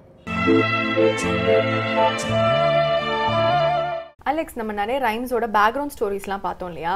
இதெல்லாம் எதுக்காக ஒரு பேக்ரவுண்ட் ஸ்டோரி வச்சு எதுக்காக குழந்தைங்களுக்கு ரைம்ஸாக எழுதுறாங்க அப்படின்னு நான் ரிசர்ச் பண்ணப்போ நான் என்ன கண்டுபிடிச்சேன் அப்படின்னா, அந்த காலத்துலலாம் வந்து இந்த ரைம்ஸ் வந்து டேரெக்டாக நம்ம இப்போ நியூஸ் பேப்பரில் எழுதணும், இந்த ராஜா இந்த மாதிரி இருந்துட்டாரு, இந்த ராஜா டம்மியாக இருந்தார் அப்படின்னு இவங்களை பற்றி ஃபன் பண்ணிட்டோம் அப்படின்னா வந்து ராஜாவே கூப்பிட்டு அந்த போய்ட்டை வந்து காலி செய்கிறதோ, இல்லை அவங்களை கொன்னுறதோ, பனிஷ்மெண்ட் கொடுக்குறதோ, இல்லை அவங்க குடும்பத்தையே அழிச்சிறதோ, இந்த மாதிரி சில விஷயங்கள்லாம் செஞ்சுட்டு இருந்தாங்களாம். ஸோ அதனால அவங்களுக்கு பயந்துங்க என்ன பண்ணாங்க, இது ஒரு போயமாக எழுதிட்டாங்க.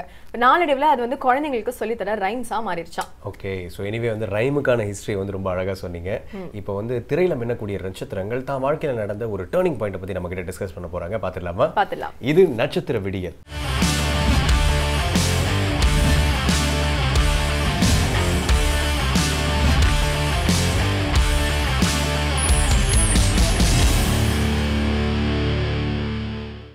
டைரக்டர் இயக்குனர் தருண் கோபி, திமிரு காலை, அப்புறம் மாயாண்டி குடும்பத்தார், இந்த படத்துலலாம் சம்மந்தப்பட்ட ஒரு நபர் தான் நான்.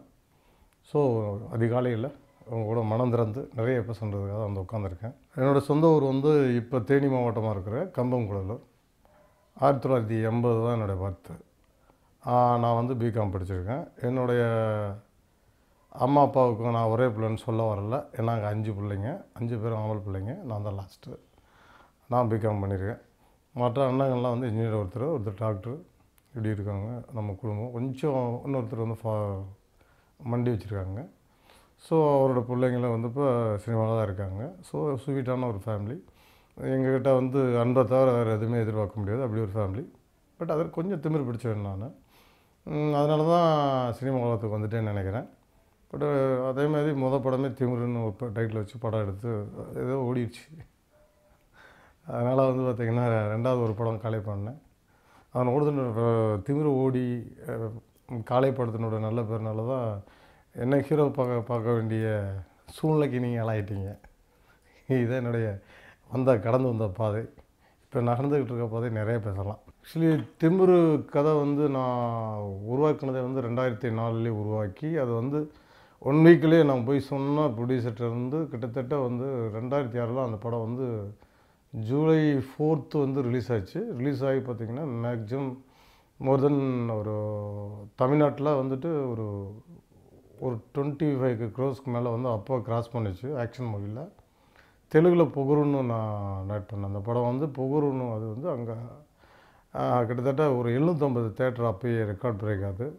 இன்னும் எங்கிட்ட இருக்குது 125 தேட்டரில் வந்து 175 நாள் கொண்டாடின படம் பொகுரு. அப்போ அது வந்து இந்தியில் ரிட்டர்ன் ஆஃப் ஜிட்டுன்னு அந்த படத்தை பண்ணாங்க, டப் பண்ணாங்க. மஞ்சூன்னு சொல்லிட்டு கன்னடத்தில் பண்ணாங்க. ஸோ அது ஒரு ஆல் இண்டியா மூவி தான் அந்த படம். ஸோ அந்த படம் பண்ணுறப்போ வந்து கதை பண்ணப்போ இந்த படம் கண்டிப்பாக கிட்டான்னு தெரிஞ்சு தான் நான் அந்த படம் பண்ணேன். எல்லோரும் சொல்கிற விஷயந்தான். ஏன்னா எனக்கு தெரியும், எனக்கு பிறந்த குழந்தை ஊனம் இல்லையான்றது நல்லா தெரியும். அதனால் ஊனம் இல்லாத குழந்தை நல்லபடியாக கொண்டு போய் சேர்க்கணும்னு நினச்சேன். அது ஒத்துழைப்பு வந்து பார்த்திங்கன்னா எனக்கு ஜிகே ஃபிலிம்ஸ்லேருந்து producer Vikram Krishna sir, Vishal sir, அப்புறம் வந்துட்டு ஜிகே ரெட்டி சார், அப்புறம் அவங்க அந்த ஃபேமிலி இருக்கிற எல்லாருமே எனக்கு நல்லா ஒத்துழைச்சாங்க. அவங்க வீட்டு பிள்ளை மாதிரி எனக்கு ஃப்ரீடம் கொடுத்து எனக்கு அந்த படம் எடுக்க வச்சாங்க. அந்த படம் எடுக்கிறதுக்கு முன்னாடி நிறைய கஷ்டப்பட்டேன். அந்த படம் எடுத்த பிறகு கஷ்டப்பட்டுக்கிட்டு இருக்கேன். என்னென்னா யார் எப்போ பார்த்தாலும் வந்தீங்கன்னா திமிரு மாதிரியே எடுக்க மாட்டீங்களான்னு தான் கேட்குறாங்க. ஒருத்தர் வந்துட்டு ஒரு படம் தான் எடுக்க முடியும், திமிரு மாதிரி ஒரு படம் தான் எடுக்க முடியும். மணிரத்னம் சாரை பார்த்துட்டு மறுபடியும் நீங்கள் தளபதி எடுக்க மாதிரி ஒரு படம் எடுங்கன்னு சொன்னால் அவரால் எடுக்க முடியாது. திருப்பி வேணால் அதை வந்து ரீமேக் பண்ணிகிட்ருக்காங்க, அந்த ரூட்லாம் பண்ண முடியாது. ஸோ அந்த படம் எனக்கு ஒரு மிகப்பெரிய ஒரு வெற்றியை தேடி தந்தது. அதன் விளைவு வந்து 2வது படம் லிட்டில் சூப்பர் ஸ்டார் சிலம்பரசனை வச்சு பண்ணேன். அந்த படம் வந்துட்டு திமிர அளவுக்கு போகலைனாலும் ஒரு அப்போ தான் வந்து தேட்டரை வந்து 400 தேட்டரு 500 தேட்டரு ரிலீஸ் பண்ணுற ஃபார்மேட் இருந்தது. பில்லாக்கு பிறகு அந்த படம் ரிலீஸ் பண்ணோம். போட்ட இடங்கள்லாம் வந்து 25 நாள் 30 நாள், முக்கியமான சென்டர்லாம் 50 நாள்லாம் ஓடிச்சு. அது திமிர அளவுக்கு இல்லைனாலும் ஓரளவுக்கு வந்து எனக்கு 100 நாள் படம் அமைஞ்சது. சென்னையிலலாம் போஸ்டர் ஒட்டினாங்க. அதன் பிறகு பார்த்திங்கன்னா என்னுடைய டைரக்ஷனில் வந்து நான் வந்துட்டு இன்னொரு ஹீரோ வச்சு பண்ணுறதுக்கு நீங்களே ஹீரோ நடிக்கலாமே அப்படின்னு பக்கத்தில் இருந்த நண்பர்கள்லாம் சீனி விட்டாங்க. அதுதான் பிரச்சனை. உடனே நான் வந்துட்டு நம்மளும் அழகாக இருக்க முடியும்னு சொல்லிட்டு சரி ஜிம்முக்கெல்லாம் போய்ட்டு 6 பேக்கெல்லாம் வைக்கலாம்னு சொல்லிட்டு போய் நின்று இது பண்ணி எல்லாமே ரெடியாகி கவிதைலாயில் தான் போய் கதை சொன்னேன். இயக்குனர் சிகரம் இன்றைக்கி நம்மளோட இல்லை.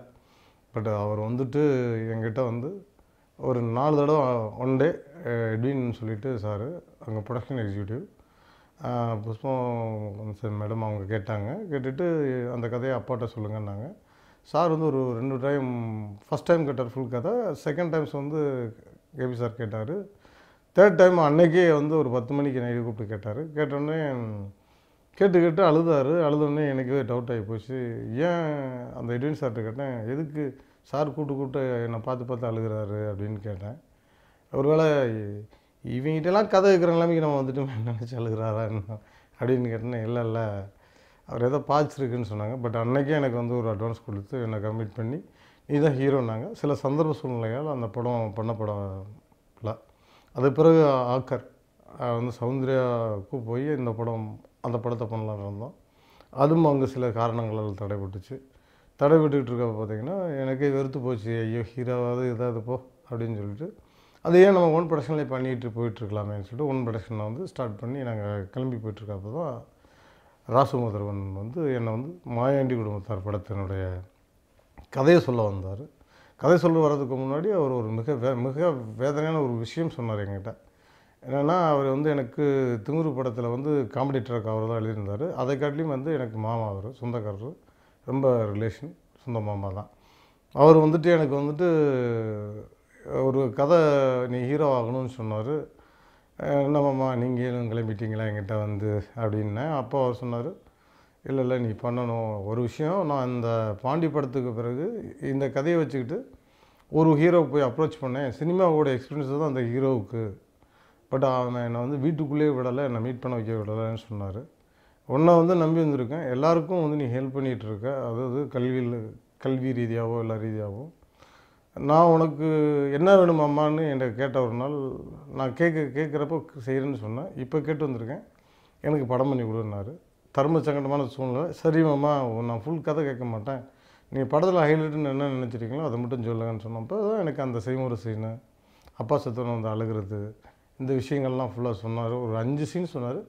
மறுபேச்சே பேசாமல் வீட்டுக்கே தெரியாமல் பெட்டி வெடிக்க தூக்கிட்டு வத்தலை கொண்டு போயிட்டேன். 65 நாள். எனக்கு கொடுக்கப்பட்ட சம்பளம் அந்த படத்தில் ஒரு 10 லட்ச ரூபா. மற்ற நடித்தவங்களுக்கெல்லாம் ரொம்ப கம்மி. எனக்கு 10 லட்ச ரூபா. ஃபஸ்ட்டு படமே ஹீரோவாக 10 லட்ச ரூபா கொடுத்தாங்க. ஆனால் எங்கள் வீட்டில் வந்துட்டு 50 லட்ச ரூபா கொடுத்தாங்கன்னு போய் சொல்லிவிட்டு எங்கள் காசை உள்ள ரொட்டேஷன் போட்டுட்டு வீட்டில் வந்து போய் கணக்கெல்லாம் காமிச்சு அந்த படத்துக்காக ரொம்ப சிரமப்பட்டேன். பட் அந்த சிரமம் வந்து என்னை வந்து வேறு மாதிரி கொண்டு போய் இன்றைக்கும் படம் ரிலீஸ் ஆகி போயிடுச்சு, சில ஆண்டுகள் போயிடுச்சு. அது இயக்குனரும் சாமிகிட்ட போயிட்டார். பட்டு இன்னமும் அவர் படைத்த படைப்பு வந்து நான் எங்கே போனாலும் என்னை அந்த படம் பேச வைக்கிது. பட்டு திமிர் படம் எடுக்கிறப்ப நோ சென்டிமெண்ட். என்கிட்ட வந்து ஸ்ட்ரெயிட் ஃபார்வர்டு ஒன்லி. என்கிட்ட வந்துட்டு ஸ்ட்ரெயிட்டாக வரணும், ஸ்ட்ரெயிட்டாக பேசணும், ஸ்ட்ரெயிட்டாக போயிட்டே இருக்கணும். இந்த கொஞ்சம் அசடு வலிடுது, அது இந்த கேன சுற்றுறது மாதிரிலாம் பேசுனா சவுட்டில் அடிச்சிடுவேன் அந்த மாதிரி கேரக்டர். பட் அதெல்லாம் இந்த மாயாண்டி குடும்பத்தை நடித்த பிறகு எங்கே போச்சுன்னு எனக்கே தெரியல. ஸோ எனக்கு வந்து இந்த பாசங்களை தட்டி எழுப்பிய படம் மற்றவர்களுக்கு என்ன மூலமாக பல குடும்பங்கள் ஒன்று சேர்த்த படமாக தான் அது அமைஞ்சது. சினிமாவில் இன்ஸ்பிரேஷன் இல்லாமல் யாருமே வர முடியாது.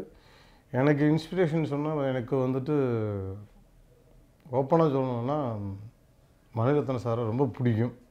அவர் படங்கள் ரொம்ப ரொம்ப பிடிச்சி அவர் மாதிரி படம் பண்ணணும்னு சொல்லிட்டு வந்தவன் தான் நான். அப்புறம் எனக்கு ராம்கோபால் வர்மா சார் ரொம்ப பிடிக்கும், அவரோட making of style.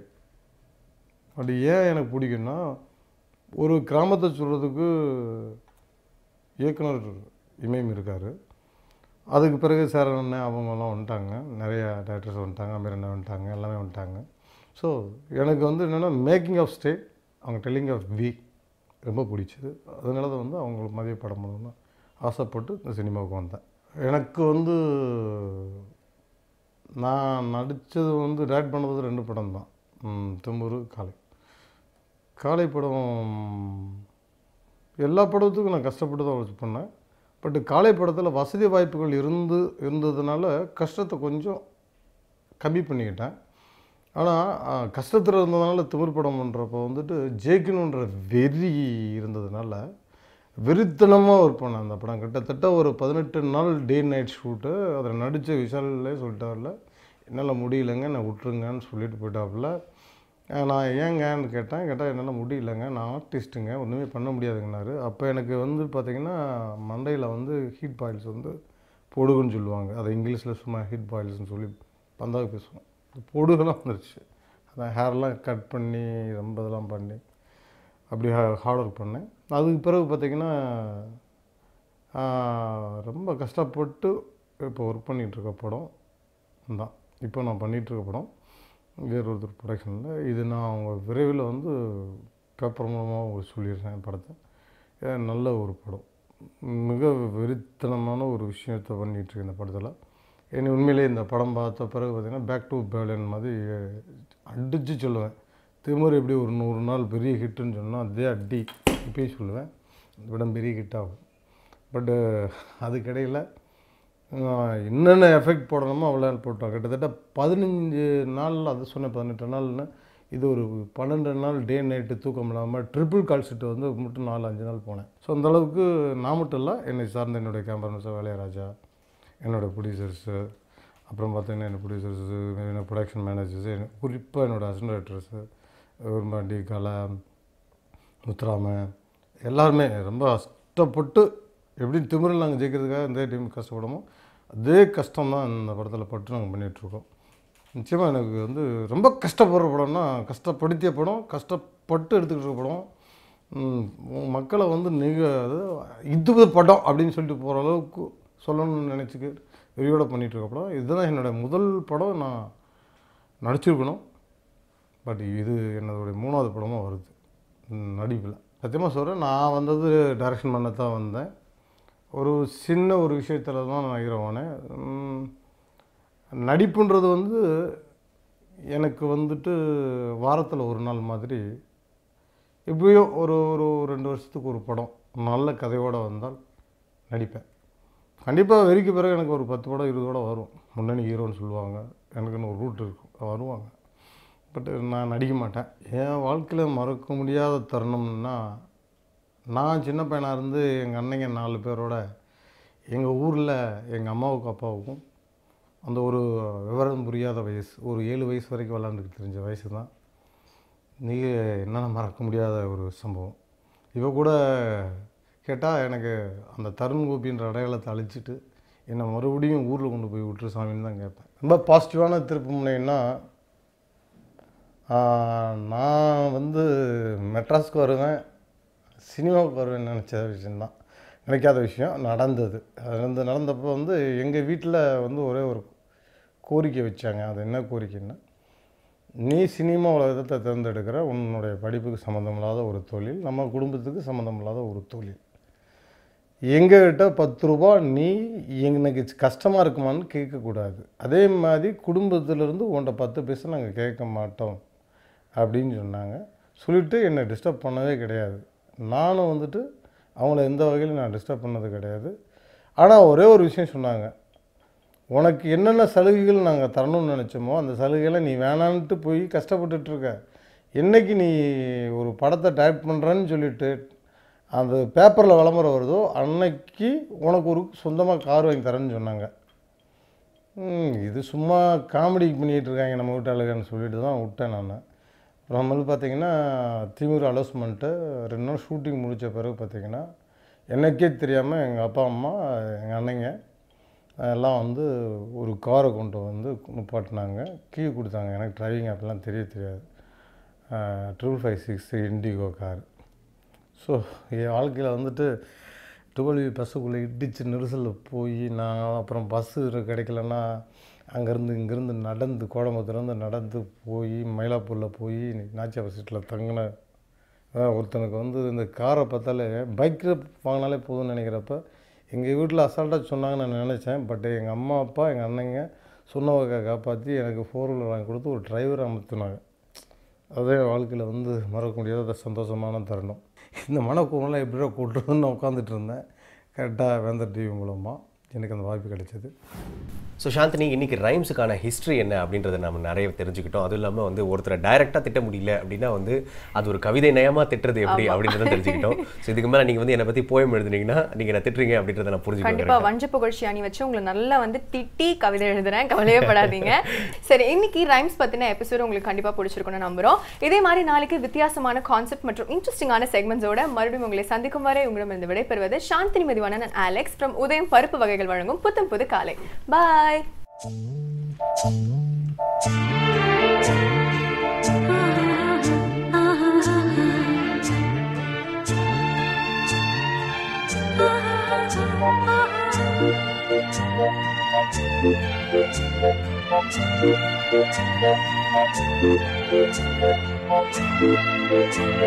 Thank you.